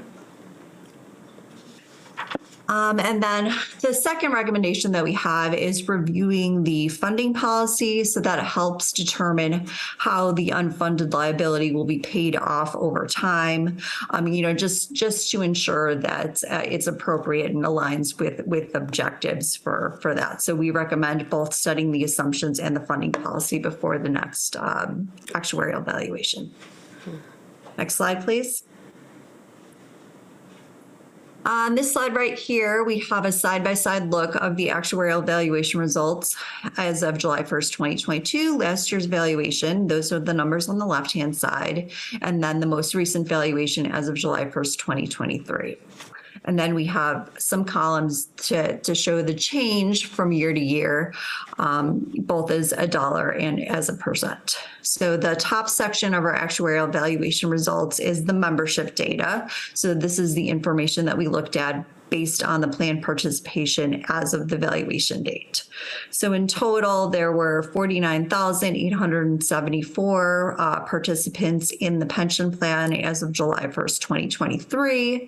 That was an increase of 1,380 members compared to the prior year. We also show the breakout between the different statuses of members. So we have our active members. Those are employees that are currently working and earning benefits. We have our inactive members. Those are members who are no longer working and earning benefits, but they're not yet entitled to receive a benefit. And then we have our retirees and beneficiaries. Those are participants that are currently receiving benefits from the plan. Then the middle of the page, we have our actuarial accrued liability. That's the benefit obligation as of the valuation date. The actuarial accrued liability has increased by about $139 million compared to last year. So the actuarial accrued liability is about 2.689 July 1st, 2023. Next, we have our actuarial value of assets. As Philip mentioned, this is a smooth value of assets that we use for actuarial valuation purposes to limit the volatility in contribution rates. The actuarial value of assets has increased by about $74 million since the last actuarial valuation for an asset value of $2.262 billion as of July 1st, 2023. Next, we have our unfunded actuarial accrued liability. So that's the difference between the liability or the benefit obligations and the assets on hand to pay those benefits. So that unfunded liability has increased by about $65 million and is $426 million as of July 1st, 2023. And we do have some subsequent slides where we will explain the cause for the increase in the unfunded liability. Next, we have our funded position or funded ratio. This is the assets divided by the liability or the percentage of liabilities that are currently covered by assets. Last year, the funded ratio was 85.8%. It is a little lower this year, a decrease of 1.7%, and is 84.1% this year. Quick question. Could you contextualize those numbers a little bit? So when you're talking about the funded position of the plan's actuarial accrued liability, 85.8% in, FY23, 84.1% in did I get that wrong? FY22, now FY23. What are, I guess, industry standards for an organization of our size? Ideally, every plan would want to see a funded ratio of 100% because that would mean that the assets on hand are enough to pay the obligations accrued at that point in time. However, most plans are not 100% funded. Most plans are less than 100% funded. However, they are making payments towards paying off that unfunded liability. So a funded ratio of above 80% is a pretty healthy place to be. And it's also important to look at the trends for the funded ratio. So if you see an increase in the funded ratio, that means that the plan is making progress towards paying off that unfunded liability or obligation to reach the 100%. So we do have some information on that to show the historical progress and then also projections for the upcoming years. Thank you. Next slide, please. On this slide right here, we look at the components of the contribution requirements, and we look at the contributions both as a dollar and as a percent of pay. So there are three components to the contribution requirement. The first is normal cost. What normal cost means is that's the portion of the benefits that's accruing in the upcoming year. So that portion of the contribution is about $68.8 million, determined in this most recent valuation applicable for the fiscal year 2025 contribution. That portion has increased by about $6.4 million from last year's number. Next, we have, it's called the normal cost expense load. This is the component to account for expected administrative expenses. This amount is much higher than last year. It's $1.2 million. And the reason for that is that the administrative expenses for the past couple of years had been unusually low. So this is more in line with the expectations on what that amount is going to be going forward. Next, we have the amortization payment. This is the amount to go towards paying off that unfunded liability to start approaching that 100% funded. So this component is about $38.5 million for the fiscal year 2025 contribution, an increase of about $6.2 million over last year's. So in total, the contribution requirement as a dollar amount expected for fiscal year 2025 is increased by about $13.3 million from the prior year to $108.5. This is the total amount paid in combination between the board and the employees. The employee portion is expected to be about $30.5 million. So the net amount that would be from the board is about $78 million, which is about a $10.7 million increase over last year. Then at the bottom of the slide, we look at these contribution requirements as a percent of pay. We've got our two components, the normal cost that it also includes the administrative expense component, and then the portion to pay off the unfunded liability. Last year, the contribution requirement determined for fiscal year 2024 was 3.77% of pay. This is increased to 4.07% of pay, or a 0.3% of pay increase. Next slide, please. You mentioned a couple times the administrative expense component. What is that? We calculate the benefit obligation, so the benefits or the cost to pay benefits to the plan participants. However, there are additional costs associated with running a pension plan. So there are administrative expenses associated with that. So that normal cost component or the administrative expenses are kind of those other costs associated with providing pension benefits. So staff salaries and then some other associated costs. Maybe, Dan or someone from MCPS could elaborate on that. So I can answer that question. So administrative expenses for the pension plan include, one is benefit payment administration expenses. So we're currently using Anna, which is our benefit payment agent and record keeper. So we pay them about 1.5 million each year. And we're currently in the transition. So we'll talk about that in my presentation later. The other major item is salaries for our division of investments. So we cover both the 403, 457 plan and also the MCPS pension plan. So majority of our team work 100% on the pension plan. So the salaries are charged on the pension plan, which is part of administrative costs. And third is the system charge. So we currently using Pinpoint, which is to provide the pension estimation for all the employees to see, okay, if you work for 20, 30 years for MCPS, how much you can get in terms of a benefit payment at your retirement. And also internally, ERSKI team using that system to maintain the retiree information, including their, for example, address, tax information, beneficiary information, and their benefit payment information. So these are the three large items. Of course, there's other kind of overhead expenses like the travel costs for our division, because we do due diligence, we perform the due diligence on those investment managers. So there's a travel costs incurred, which will be charged on the pension trust. Okay.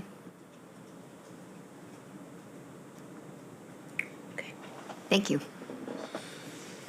Thank you. If you could share the slides again, please. Next slide. On this slide right here, we have a breakdown of the contribution rate based on the type of benefits. So the cost to provide the core benefit, that's the benefit that's provided to staff only, is about 1.93% of pay. And then there are supplemental benefits provided to both teachers and staff. And the cost to provide those benefits is about 2.14% of pay out of the total 4.07% of pay contribution rate. Next slide, please. On this slide right here, we have our reconciliation of the unfunded liability. So we saw on one of the earlier slides that the unfunded liability increased compared to last year. So this shows the individual components that contributed to that. So all the way to the left, that blue bar represents the unfunded liability as of July 1st, 2022, about $361 million. If all assumptions had been realized exactly, we would have expected a decrease in the unfunded liability of about $16.7 million. However, experience always differs from our assumptions in some respect. So then the rest of these components are illustrating the financial impact of that. So the first component is related to a loss on assets. So although the return on the market value of assets in fiscal year 2023 was favorable, it was about 8.3% return, which is higher than the assumption of 6.75%. We do use a smooth value of assets that only recognizes a portion of that gain, and it's still recognizing a portion from previous years where there were shortfalls or losses. So as a result of the asset smoothing method, the unfunded liability increased by about $42.4 million. Next is salary increases. So salary increases through fiscal year 2023 were higher than the actuarial assumption. That increased the unfunded liability by about $19.4 million. Next, we have our component from cost of living increases for retiree benefits. Due to inflation being somewhat high over the past few years, the cost of living increases were higher than our assumption, which increased the unfunded liability by about $19.2 million.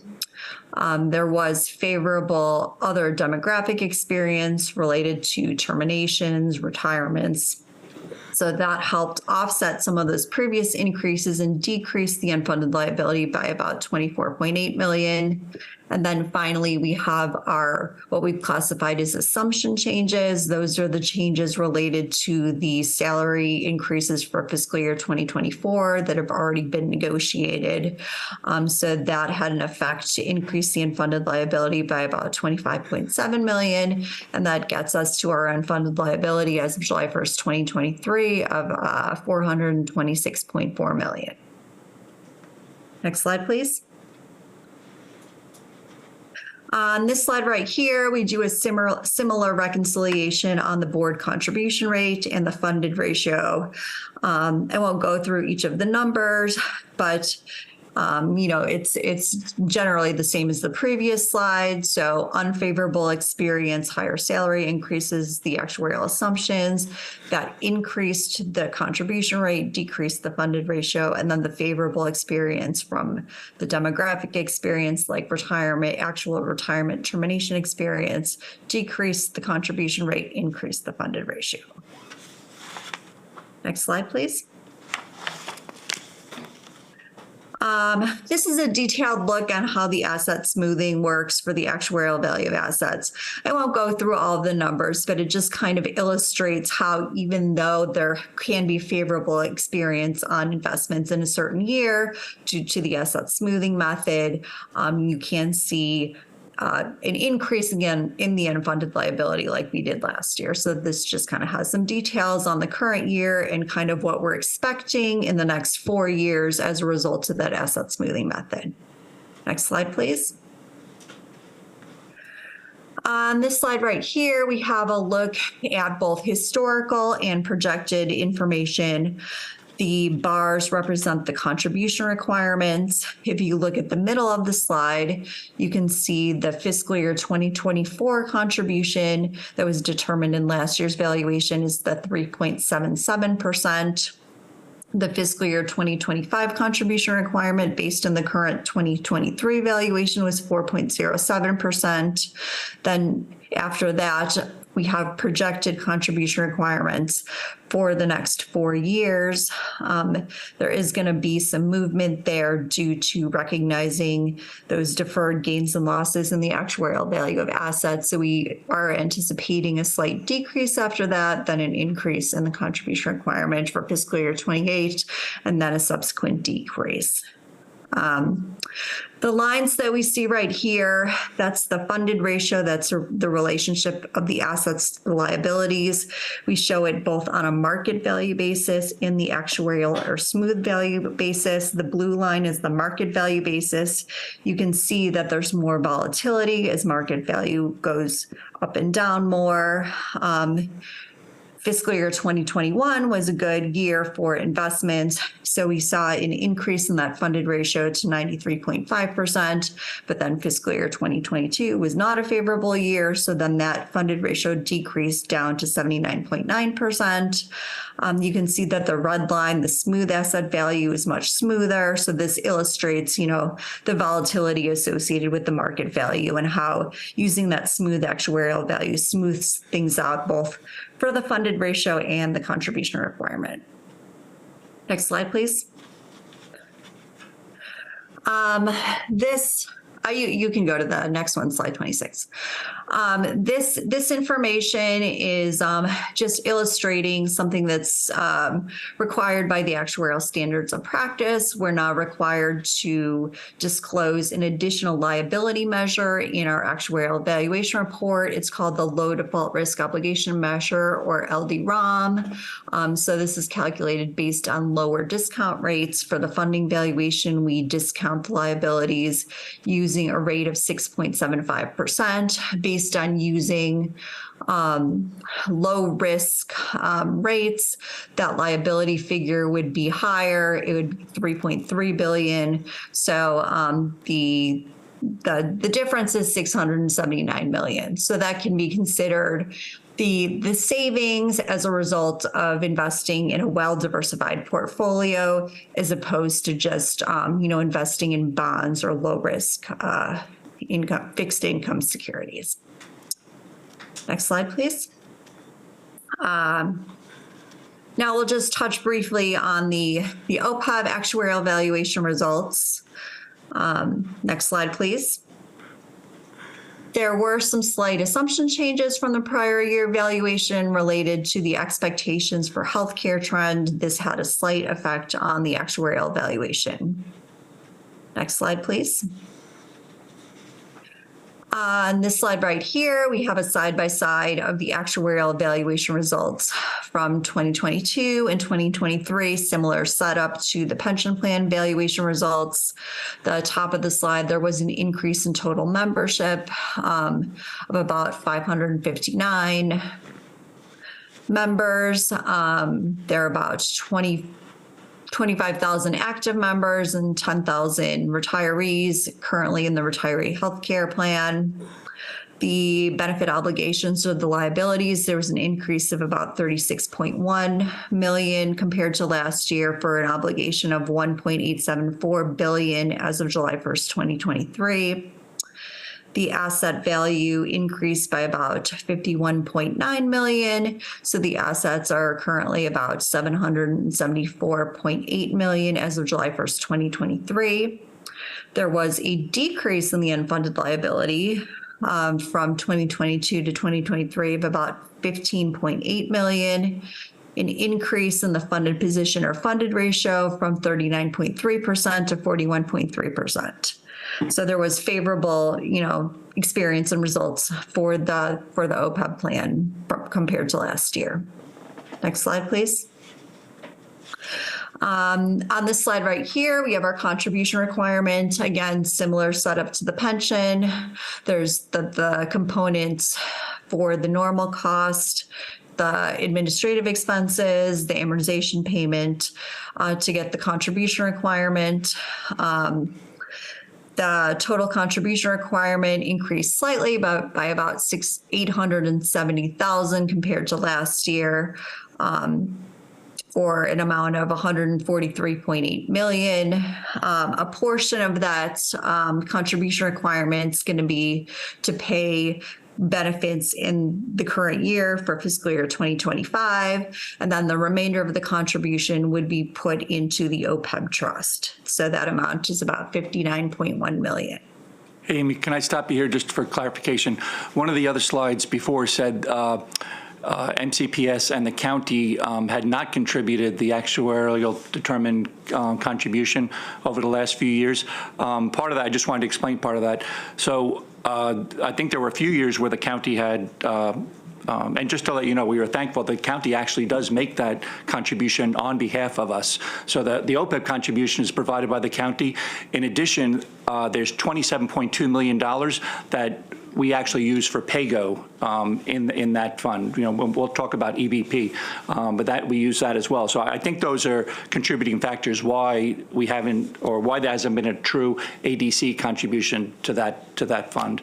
On the pension side, what that number that you saw there for FY25, we're going through our FY25 budget right now, and that will be the number that's going to be contributed for our pension. Now, we do have the state pension mainly for teachers. That one we're going to get an invoice from. That's also in our budget as well, too. But Phoebe's going to speak to that. Amy, I didn't mean to cut you off, but was that, in the interest of time, was there any other ones that you had required to do slides or? No, I think we're fine to wrap up. Thank you. Okay, so are there any questions from an actuarial standpoint?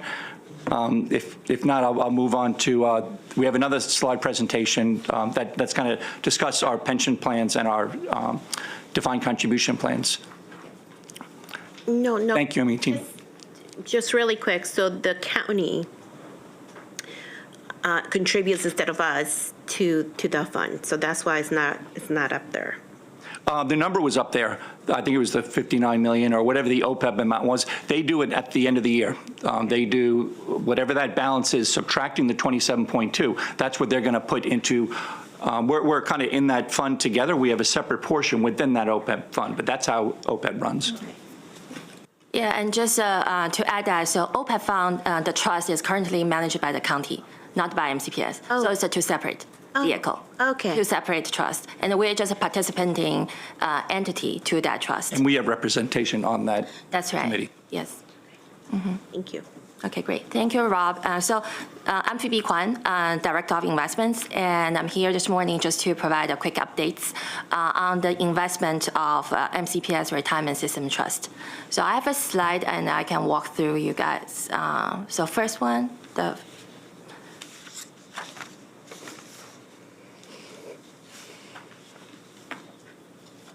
they with us? It says year-end pension report is the lead slide. yeah. So while we're waiting, so before we dive into the details, I wanted to provide a quick kind of background review of our pension trust. So in the mid-90s, the board adopted a trust agreement. So first page, please. And established the MCPS Pension Trust to really hold and investment the assets of MCPS pension plan. So MCPS pension plan provides a core pension plan for employees who are not part of the Maryland state pension, and the supplemental plan, pension plan for all the employees. As you see on the first page, the middle two blue boxes are the ones I'm talking about, MCPS pension plan. Next slide. Yeah, that's fine. So MCPS, our team really assists the trustees in making the decisions on the investment and helping them to monitor the trust portfolio, and also to help them to review the investment and asset allocation decisions. Next page, please. So the trustees of MCPS Pension Trust are appointed by the Board of Education. So they are really act as the fiduciary to make investments, make asset allocation decisions solely and in the best interest of the pension retirees and also beneficiaries. So they define the objectives of the pension trust as twofold. First is to pay the benefits when they're due, and second, to achieve the 6.75% rate of return. So turning to the next slide, what you see here is a scale. Amy from GIS just talked about the asset and the liabilities. And this is really just to show the key components for the asset liabilities. And I want to focus mostly on the asset part, which our team and trustees help to monitor. So as you can see, the key components that the building blocks, right, of our pension portfolio really comes from three sources. One is the employee contribution, and second is the investment income that generated by investing the pension portfolio, which the trustees have greatest influence over. And the third is the MCPS contribution. That's part of the operating budget that's approved by the Board of Education. So the assets will fluctuate from year to year, depending really on the investment valuation. But the size of these building blocks are fairly representative of their importance over the life of the plan. Next slide, please. So here's a snapshot. The next slide is a snapshot of the pension assets movements for fiscal year 2023, breaking down by the building blocks that we discussed in this slide. So in fiscal year 2023, the largest contribution to the assets came from the investment income. Next slide, please. Yes. So the largest contribution to the pension assets come from the net investment income. That is $169 million, followed by MCPS contribution, $64 million, and the $31 million from the employee contribution. So when you consider the $127 million benefits paid to the MCPS retirees, the pension ended the fiscal year 2023 with a balance close to $2.2 billion. So the pension payment and also the administrative expenses of this year exceeded the combined contribution from MCPS and the employees. However, the investment return for this fiscal year was able to help reduce this gap and also improve the funding ratio. So next slide, please. I mentioned earlier that the trustees, their goal is really to aim for that 6.75% rate of return. And by doing that, they have to create a mix of a very diversified portfolio that can generate that return. So the slide here illustrated all the asset classes, the investment strategies that in our portfolio, segmented into the roles that played by each of the investment strategy. And the left side of the slide represents those strategies that over time should produce higher return for the portfolio. So we call them return-seeking investment strategies. And on the right side represent those strategies that provide protection to the portfolio's value in the weaker economic environment. So, Ms. Kwon, could you just give a quick background as to why is the 6.75% return the aim? What does that signify? What's that based upon? So that's the total fund return target.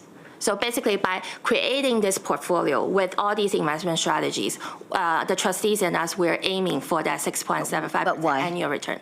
But why? Why not 10%? Why? Oh, that's really defined by the actuary rate of return, based on our asset and liability forecast for the long run.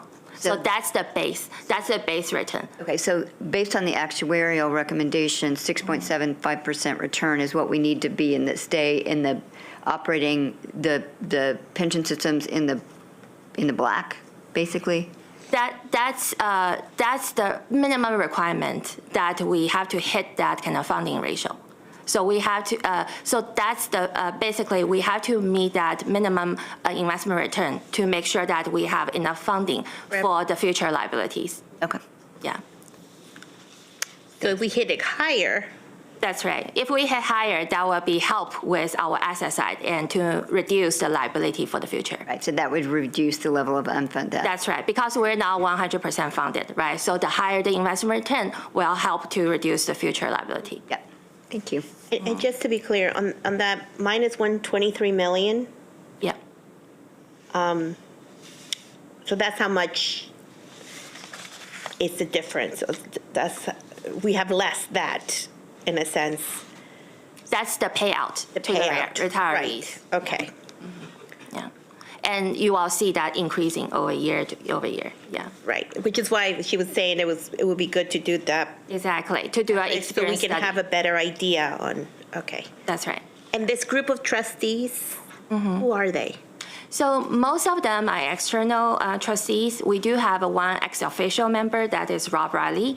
And we have a MCPS employee representative, that's our controller, Susan Chen. And we have a retiree representative, that's our previous controller. And the rest of the 6 members are external. So we have a 9-member of the 9-member operation. That's right. We can have up to 11 members. Yeah. And remind me, because I know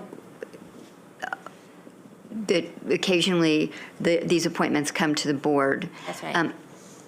What is the term for one of these, and let's be clear, they're volunteers, to serve in this capacity? Yes, that's right. They're all volunteers, and term is 3 years. 3 years. So every 3 years, the staff evaluates and make a recommendation to the Board of Education for reappointment. Or if there's a new member coming in, we make recommendations to the Board of Education for 3 years. So it's always 3-year renewal. Yeah.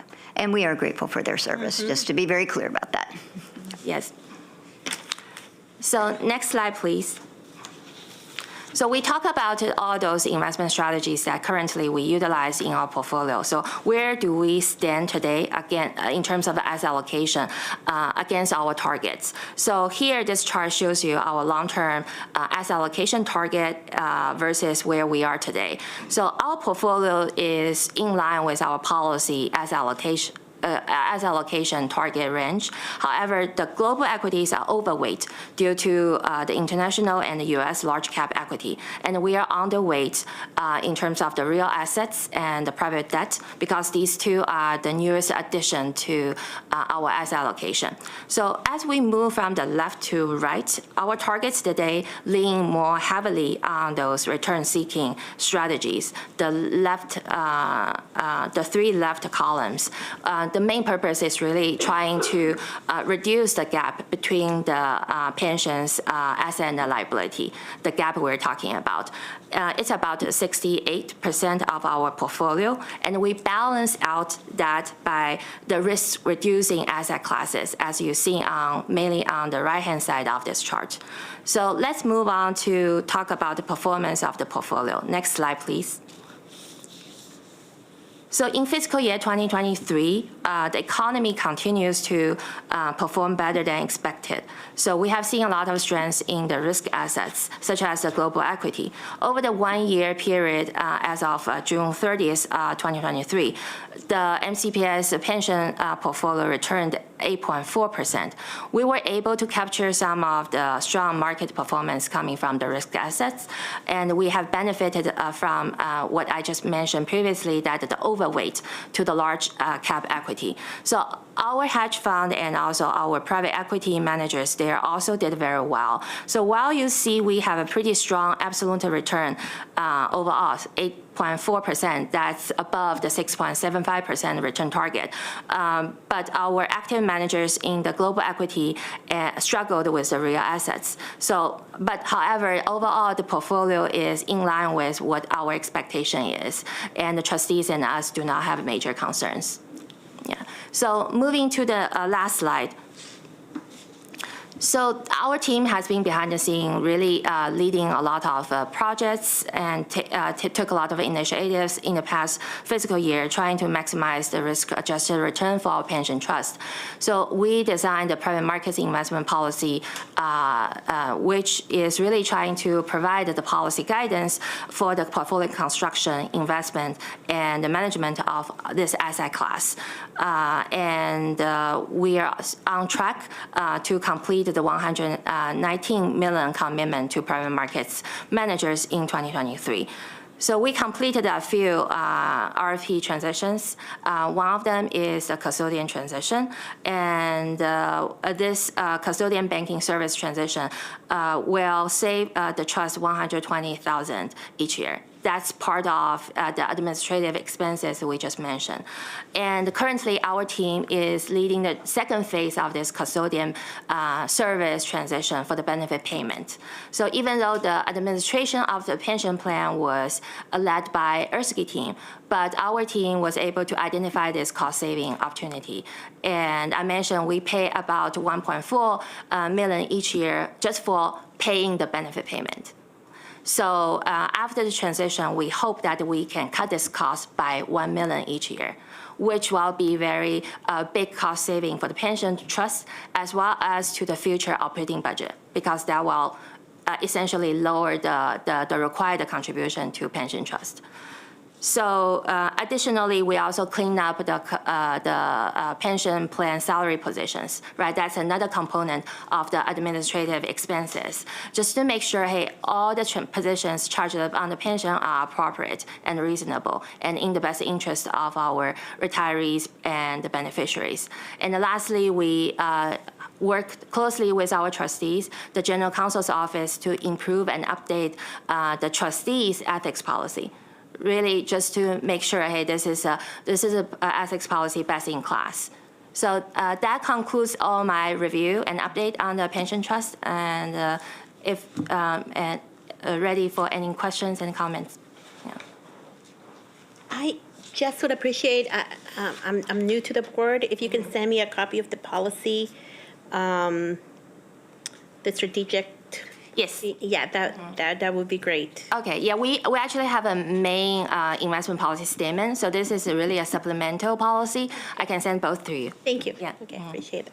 Yeah, and my question would just be, kind of big picture overview. So put this in context, Mr. Riley, from the conversation we had at the board table last Thursday when we were looking at the monthly financial report and the projections, the end-of-year projections.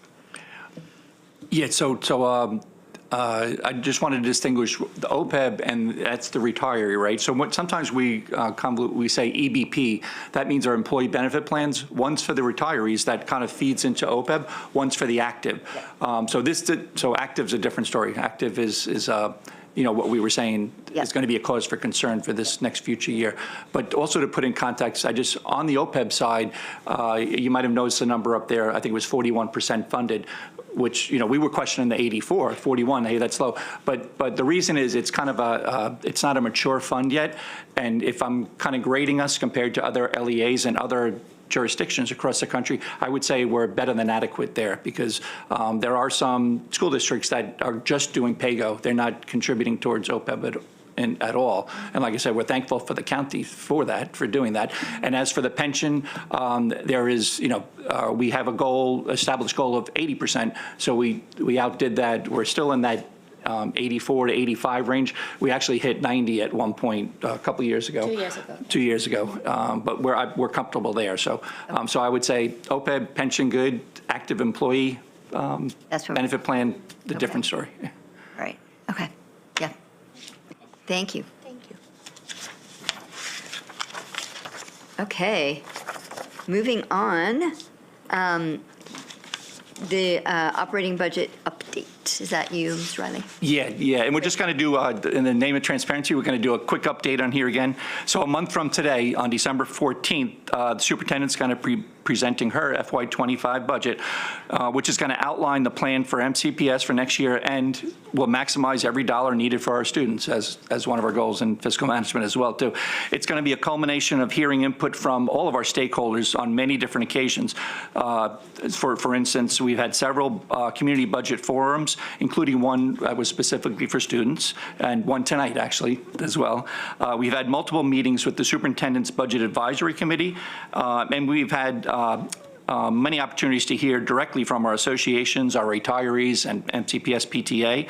And we've had meetings with delegates as well as early meetings with county council, which is appreciated, that we're kind of sharing whatever information we have all along the way, so there's no surprises. We do want to be as transparent as possible, and this is part of that. So next slide, I just kind of want to walk through some of our early projections. I think we've seen this one before. We did actually add there, we put employee compensation / EBP. Based on the conversations we've been having, we not only do we want to make sure that we fund it for FY25, but we do foresee that there could be issues in FY24 too, just to put that on everybody's radar that we're looking at that. Enrollment changes, pretty much flat, except for special ed and our ELL populations. That's why we have that $20 million increase there, because there's going to be need for additional teachers in those areas.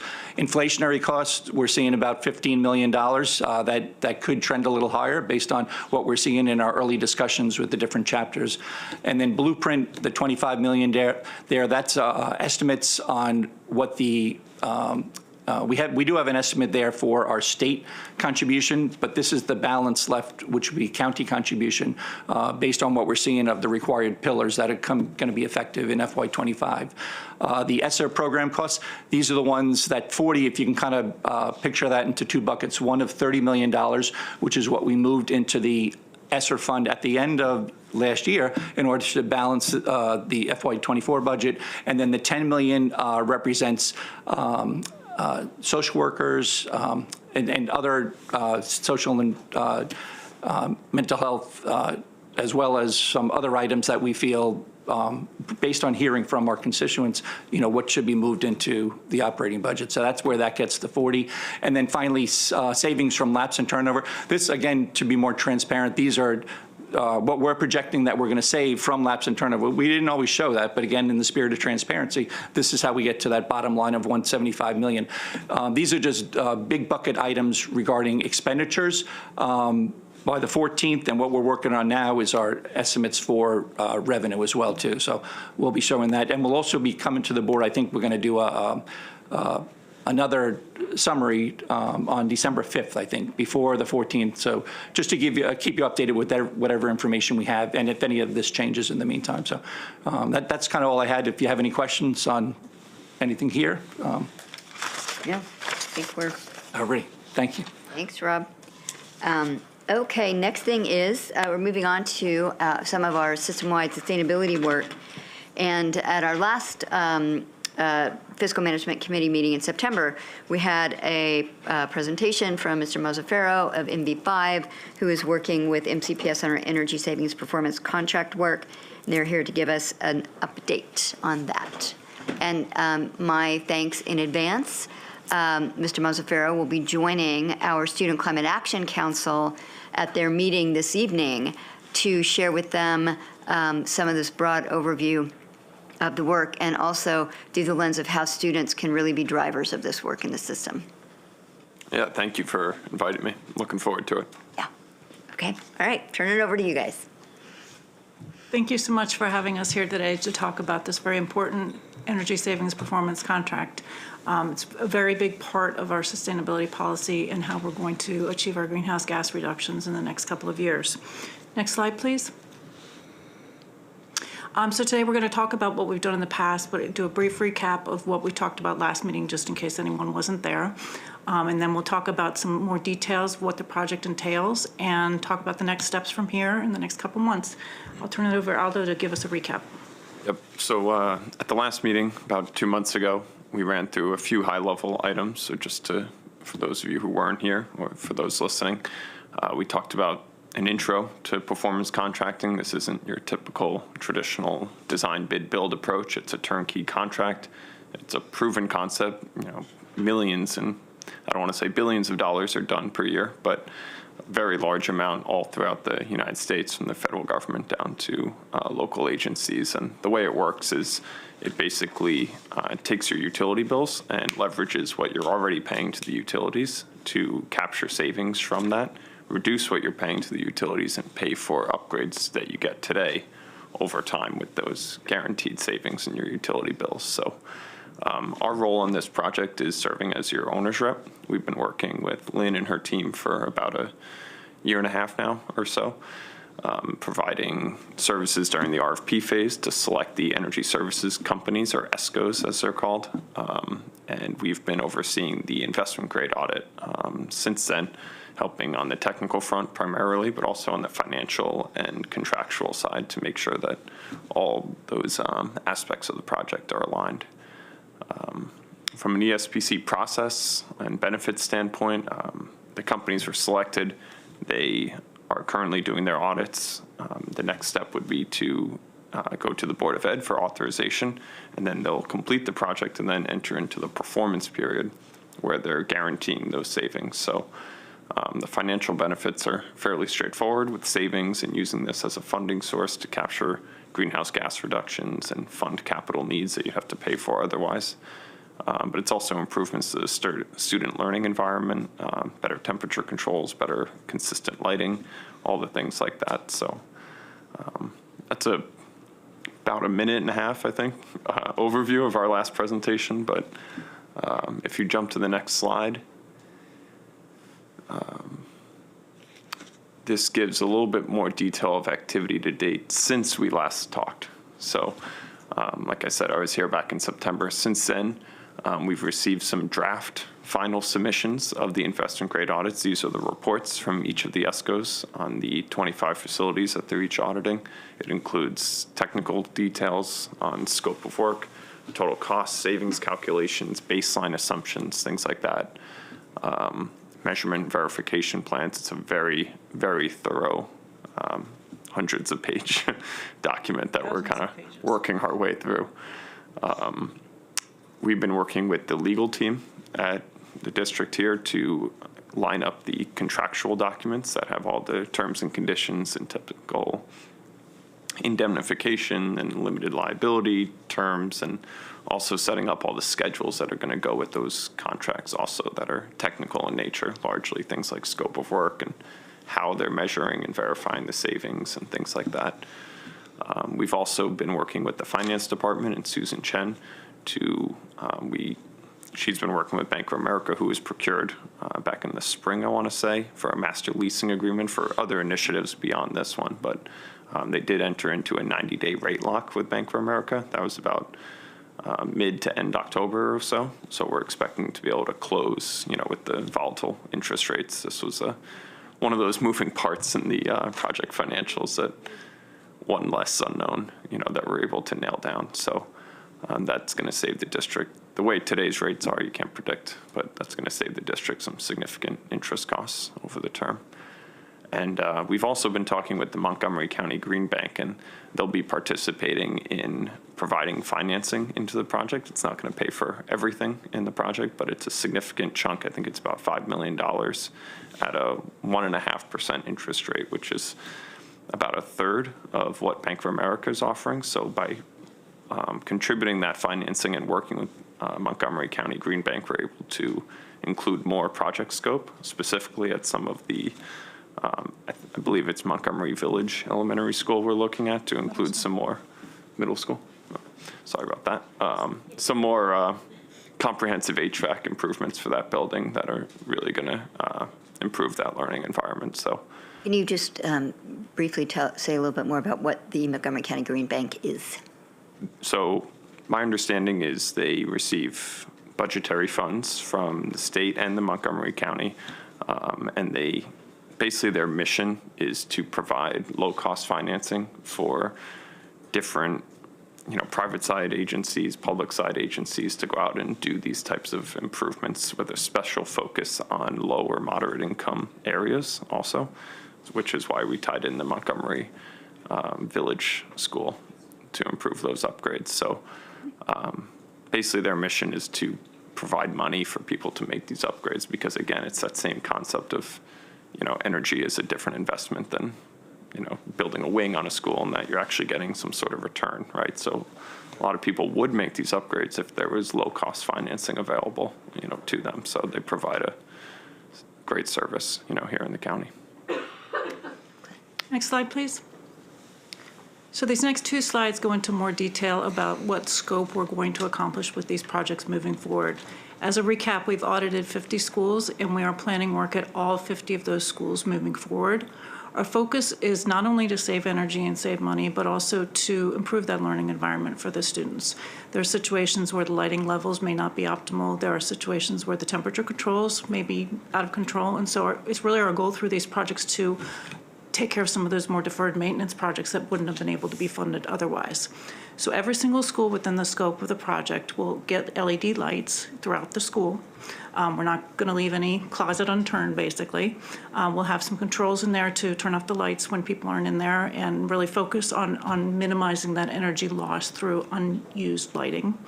We'll be looking at our building automation systems. As you know, we already have building automation systems in almost all of our buildings, but some of them have broken sensors or sensors that are out of calibration. And so we'll be going through a retro commissioning process at most of the schools to make sure that these systems are functioning properly and make some repairs so that, again, we've got temperature control. We don't have overheating or overcooling because that's going to save us energy at the same time. So it's a very win-win-win situation.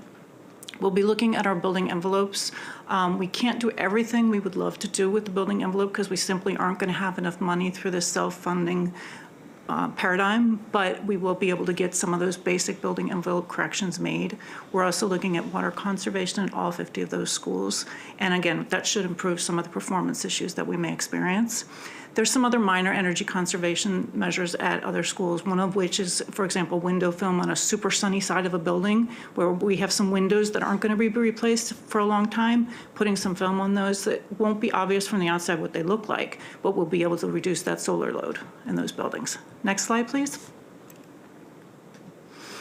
Many of our schools, we identified that there could be HVAC upgrades, and again, we have constrained funding. Well, we have large funding for our HVAC program. We do have constrained funding, and there's just not enough money to go around, so we're going to be able to take some of this money and do some limited upgrades at the schools that are listed. And at Smith Center, Montgomery Village, we're planning more comprehensive projects. In addition, this is pending some of the federal funding guidance that's out there, but we're hoping to be able to put solar photovoltaics at 2 schools. We've looked at all 50. The only way that the finances work is to get these 2 in there, but 2 more is better than 0 more, right? So we're really looking forward towards that. Next slide, please. So this is a really high-level view of what the financial highlights of this look like. In the end, once we finish all these projects, which will take about 2 years to deploy, there'll be about $49 million invested. $5 million of that will come from utility rebates from our utility partners in the county. $4 million of it will come from our capital budget. $3 million is expected to come from ESSER funding, which leaves $37 million to be financed. And so basically, we're going to pay back that financing amount over the next 20 years through the guaranteed savings and the energy that we'll have accomplished over those period. As Aldo mentioned, we've already locked our rate, and we see the rates still going up, and so being able to take advantage of this rate lock is, at this point, looking like it's already going to save us $1 million over the term, so we really want to make sure we can get to this before the 90-day period expires. And as he also mentioned, that we've been able to work with the Montgomery County Green Bank to get a portion of that at a lower interest rate. Next slide, please.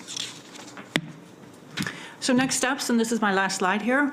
Next steps, we're hoping to come to the December 5th board to present the formal resolutions related to these investment grade audits and to request authority to pursue an energy services agreement with the two companies that we've been working with. We will still rely heavily on our consultants to do the technical evaluations. They're highly technical professional engineering evaluations that need to be done, and we don't have in-house staff to do that.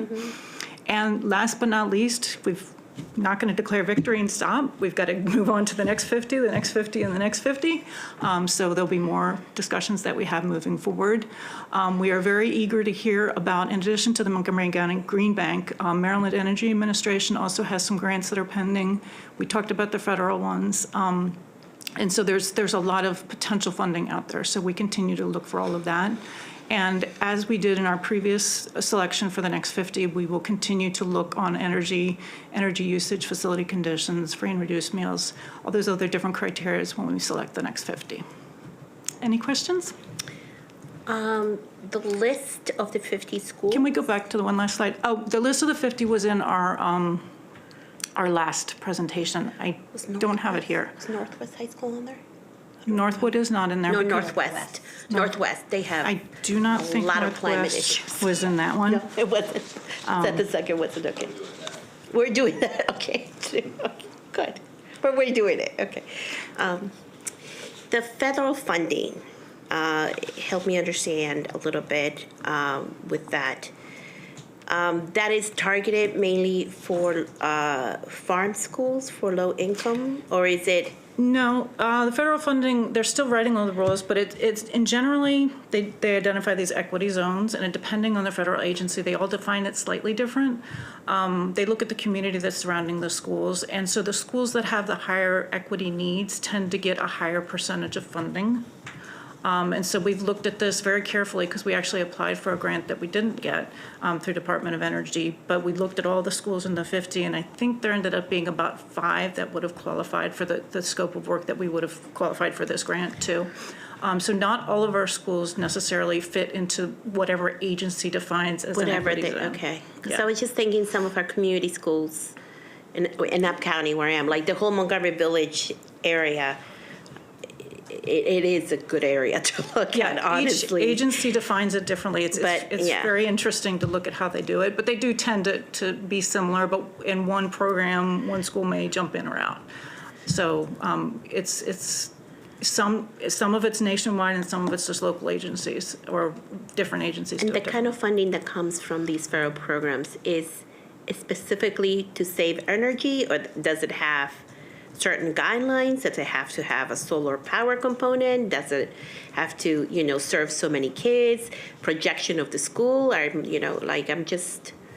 It depends on the agency. A lot of times they're looking at decarbonization, which is obviously more expensive than saving energy. But some of the grants, they don't matter. It just has to be a school building. So, for example, Maryland Energy Administration, a lot of the grants that they grant, they were just looking for a utility user. So it just involves becoming very knowledgeable about all the different grants out there and looking at what are the qualification criteria. The great news is we had a pool of 50 to pick from. So for almost every grant, we can probably find something we can put in there. Yeah. So it's a lot of research that we're doing. Okay. Thank you. This is great work. Yeah. So just when we're talking about 50, the next 50, the next 50, what are we looking at cyclically? Is this, 2 years to get through the first 50, then we'll look at the next, the next 2 years doing the following 50, or is there a different timeline that we're looking at? It took us about a year to get through our first 50. Okay. From the audit phase, because we have to send the consultants out to every single school, Sure. and they're looking at so many different aspects, probably 20 different facets as they go through the schools. So I expect the next phase will start probably in spring of next year, which is about the same time we started this year, and hopefully be done at the end of the calendar year. And my goal is to get this all done before 2027, because, you know, the Earth's not waiting, right? We've got to get this. No. We've got to get this done as quick as possible. And just, so we're looking at, you mentioned some of the federal funding, and I know no real details about this other than having heard about it from some county folks in government operations. The Department of Energy's 0% interest loan program, is that something that we would be looking at here or have looked at for some of this work? I haven't looked at that one. We'll look into it. Yeah. I have students looking into it, so they've already done some interviewing, and they're looking at some of these opportunities through various funding sources. One of the things, I'm thinking back to last week, was it last week? Our 2 CIP hearings. Time just flies, doesn't it? We've been together so much. And of course, we always hear about HVAC concerns, so this, and as Grace mentioned, we had some powerful testimony about Northwest High School. But one of the, and I don't have my notes with me, unfortunately, but there was some mention about a school where they've gone in and installed some LED lights, but because the overall wiring or the electric grid hadn't been upgraded to be compatible, the LED light lifespan were a fraction of what they were supposed to be. Is this something that you all are looking at as well when you're doing these audits? I've heard of things like that done when you kind of put in what's called like a tube retrofit. Yeah. It's very, picture just popping the tube out and putting in an LED tube in there. Yep. Yeah. Voltage issues can cause, premature life failure, on the fixture itself. So you can have all sorts of different voltage issues, but the upgrades being done, here are full, got new panels being laid in there that much more, it comes with a higher cost, but it's a much more robust, like, capital improvement, So the fixtures now, you save money later, so. Right. Yeah. Well, I do so appreciate this work. I do so appreciate the deep substantive nature and our commitment to our sustainability policy going forward. We're a very large system, and if we don't achieve our climate goals, county won't achieve its climate goals. So we're, I would think they would be robustly supporting the work that we're trying to do here, because we are such a big piece of the county, biggest workforce, biggest square footage building inventory, all that other kind of stuff. And I do appreciate too, again, Mr. Mazzaferro coming and meeting with the Student Climate Action Council members tonight and letting them really get a deeper, more substantive understanding of the work and the scope of it, especially over time, and then again the role that they can play in it. Well, so many things. They're so smart and so capable. So I do appreciate you being their guest this evening. I'm sure you will be very impressed with the group that you meet with. I don't have any other questions. Me neither. Okay. It's just exciting work. Thank you very much to both of you. And I think the last thing that we have is an update on our procurement practices. And I think, and Mr. Riley's coming back down and he will share if I'm incorrect, but some of this has to do with the work and the time that the Great City Schools group spent with us, I think last April, looking at basically the way we do business. So Yep. turn it over to you, Mr. Riley. That's correct. And normally we'll do kind of reevaluations of our processes and procedures on our own, but we also think it's important sometimes to get a second look from an outside party, in this case, Council of Great City Schools, when they came by in March with a team of 6 procurement experts from across the country. They came up with a series of recommendations which I'll go through a couple of the highlighted ones here. But just before I get there, I just wanted to mention also, I mentioned earlier that in addition to compliance and adhering to the rules, sometimes in order to be sustainable, the Office of Finance will need to be more efficient and innovative, which means revisiting some of those rules, which is part of this process. So the one particular item that is actually going to be coming to the, in the future to the Policy Committee is moving our competitive bid threshold from 25,000 to 50,000. So this is one where actually, normally in the state, we're kind of ahead of everybody else. This is one where everybody else has already moved, other than one or two LEAs, have moved already to 50, based on a variety of reasons. You know, there's a cost to issuing an RFP, but somebody from the outside might say, hey, if you're going from 25 to 50, obviously you're having less transparency and less control. But the truth is, we have other ways of kind of meeting that control. So for instance, that range from 25 to 50, we're still going to require 3 valid quotes from vendors. Also, too, on the other side of it, once the PO's issued, we still are going to have a 3-way match for all of our purchase orders, and that's an accounting term. It relates to matching the PO to the invoice to the receipt to the payment, to the final payment. So that's still going to be in place. Also, any purchases over $10,000 actually gets reviewed by the Office of Dan Kelly's office and the Controller's office separately too. So we have a balance of checks and balances there for anything over $10,000. And we're still using, we have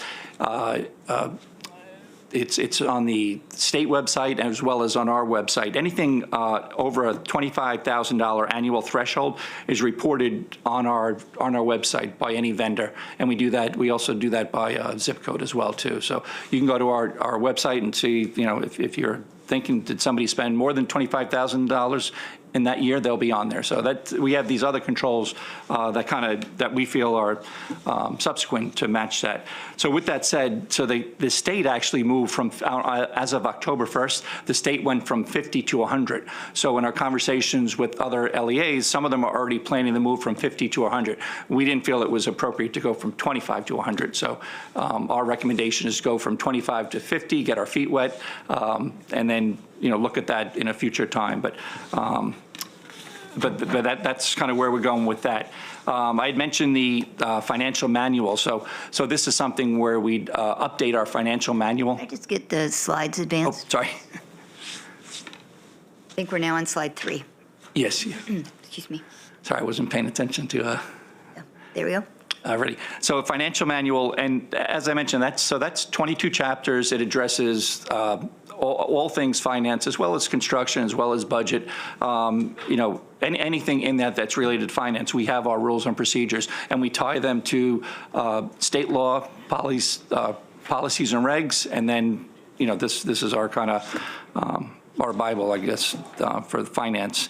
So that's going to be updated. But also, too, I wanted to distinguish, we also have updated our procurement card manual. That's a separate manual that's issued by the Division of Procurement. And that one, I'll just say a little bit about that. We touched on that from previous Fiscal Management Committee meetings, but one of the upgrades that we did there was that we start everybody fresh with a $500 limit for any particular purchase and a $1,500 monthly limit. So everybody starts fresh there. Obviously, we have some departments and divisions that need an increased amount. So what we do there is we have a temporary purchasing card increase, and but before we approve that, we document that with an actual invoice. So we have systems in place to prevent any future fraud or anything like that. So, and the 500, that is we call it our micro purchase recommendation. So again, when I was talking about RFPs, there's a cost to that. There's also a cost to issue POs. So anything 500 and below for a lot of different spending categories, we're recommending using this P card. So again, in the P card 2, one of the things we're upgrading is our desk reviews. So that happens out of the Controller's office, and we've increased the amount and frequency of desk reviews. We've also added, this was something that came out of our audit by the County Inspector General, we have red flags within the P-card system that we had. We just didn't know they existed. So we turned on the button for these red flags where if there's any questionable items or any items that are near our threshold, it'll kick them out. And we've already put that into use already. And talking about the Office of Inspector General, another thing, they actually have view access to our system. So they can go in anytime they want and see what is being purchased and our volume and all that stuff too. So again, just another control that's in place. One of the things we found too, and the Council of Great City Schools confirmed that, was our school financial agents need more training within purchasing. So we've expanded our training opportunities, not just at the beginning of the year when new financial agents come on board in July or before school. We do it and multiple times, 3 or 4 times throughout the year when it's, when it's really necessary. Secondary schools that have multiple purchasing agents, we're recommending, I think we haven't issued to any principals in those schools. The issue there was that if a principal has a card, the approval process within the system would have to go to a director in central office. And the question was, do they actually kind of know, or can they confirm what those purchases were? So we recommend against having a principal having a card. So those are some of the upgrades we made to the P-card system. And I think that is all I had. So in December, the policy committee is going to be looking at this, and then I think it comes back to the full board for approval on a future board date. So just a couple of questions from me. I know over the past year, there's been a lot of work being done to sort of reform and revise our procurement practices, and which was necessary. But I did hear earlier this fall from a couple of community partners who have worked with MCPS for a while, and they commented on this academic year, so the procurement process leading to having a contract for providing services this academic year in 23-24 was a little more difficult or fraught than prior years. And just trying to get a sense of, since we are really kind of tightening up and revising our procurement practices, you could give a little background on why, from the vendor side, the living through this transition of practices might have felt a little different. Yeah, that's a good point, and that's something that we've been working on for our, I mentioned the financial manual, the P-card manual, but we also have a procurement manual. Now that's public-facing. That's for the benefit of contractors, and we've done substantial upgrades to that as well too. And I can bring that back to a future fiscal management committee. It's not final yet because we're just waiting on approval to move the 25,000 to the 50,000 threshold. But that's an area where, as you mentioned, we've seen there's a need for improvement in making that communication between us and outside vendors to make that an easier process. So that's something that we're working on as well too, as well as internally too.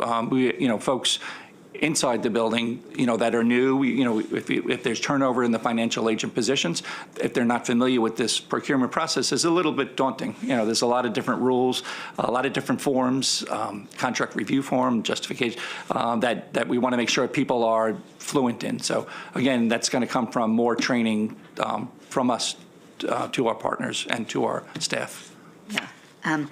Yes. And I do think, it's always a little bumpy when you are making big overhauls like this. And so I'm hopeful, assuming that in the next round, in the coming academic year, so the FY25 round of processes, that things will have gotten a little bit smoother, the communications will be clearer, and our community partners will understand why we're doing what we're doing, and just make that, improve the communication there, to inside and out. Right. Yeah, Right. and I just as a general comment, so, one of the things basically you're talking about is right now, any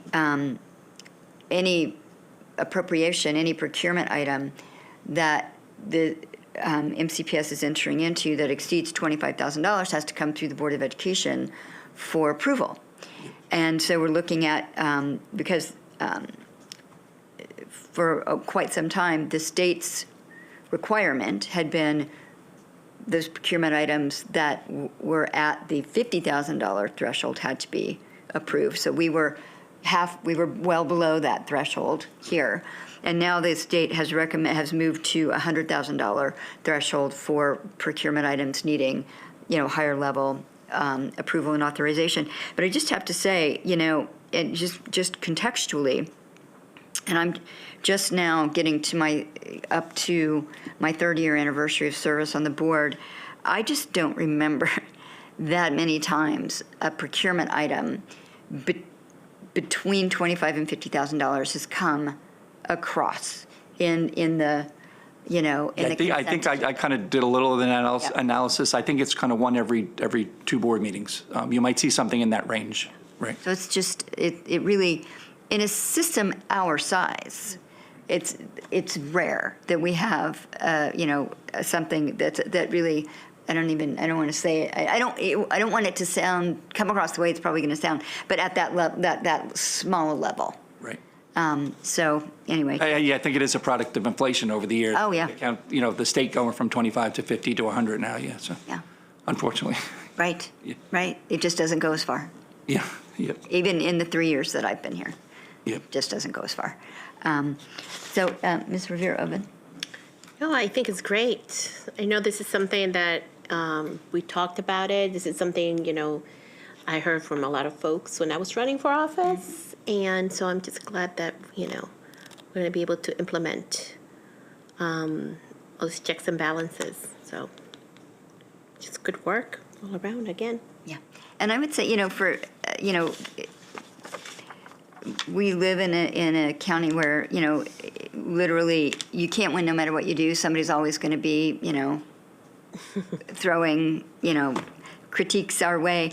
And I would just say, it would, for the people who think that we aren't doing adequate work to responsibly use the taxpayer money that we are allocated, to spend a day in Dan's office, in your office, in Phoebe's, just to spend a day seeing the level of oversight that goes into just the day-to-day operations of this very large school system, not to mention, the work that we've heard today from our annual audit work and the work that our actuaries do to help us keep our keep our promises to our employees and our retirees, and helping us to manage that fund, always keeping that obligation front and center in the work we do. And it's a lot.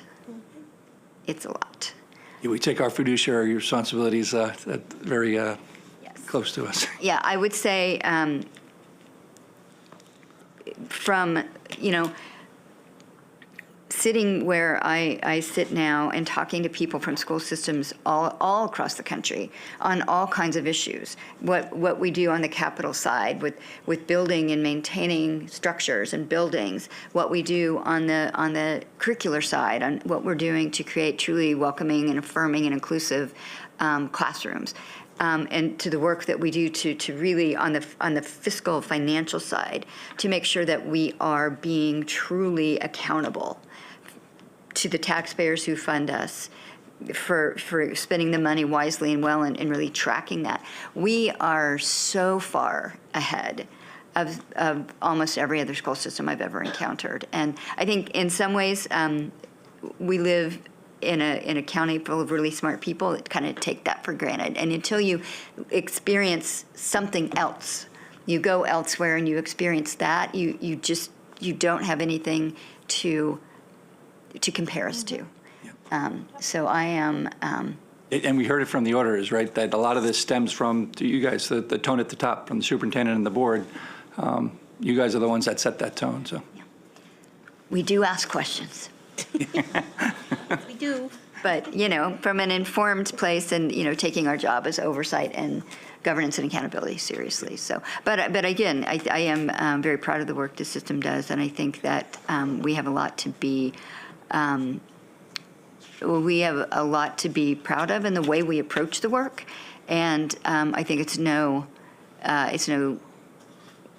secret why other LEAs across the country look to us for the way we do business, and that's good. So that's it for me. Coming attractions, our next meeting of the Fiscal Management Committee will be on January 29th, 2024. It feels like it's already 2024. And I'm sure we'll be talking about more scintillating issues about how we operate this very large school system and maintain our operational excellence in everything that we do. Was Seth supposed to say anything? Seth, were you going to? He's just sitting back there like, I am good. I am good. I just want to make sure. Always love hearing from our Associate Superintendent of Facilities. He always adds value to the conversation. So anyway, with that, we are adjourned. Thank you, everybody. Thank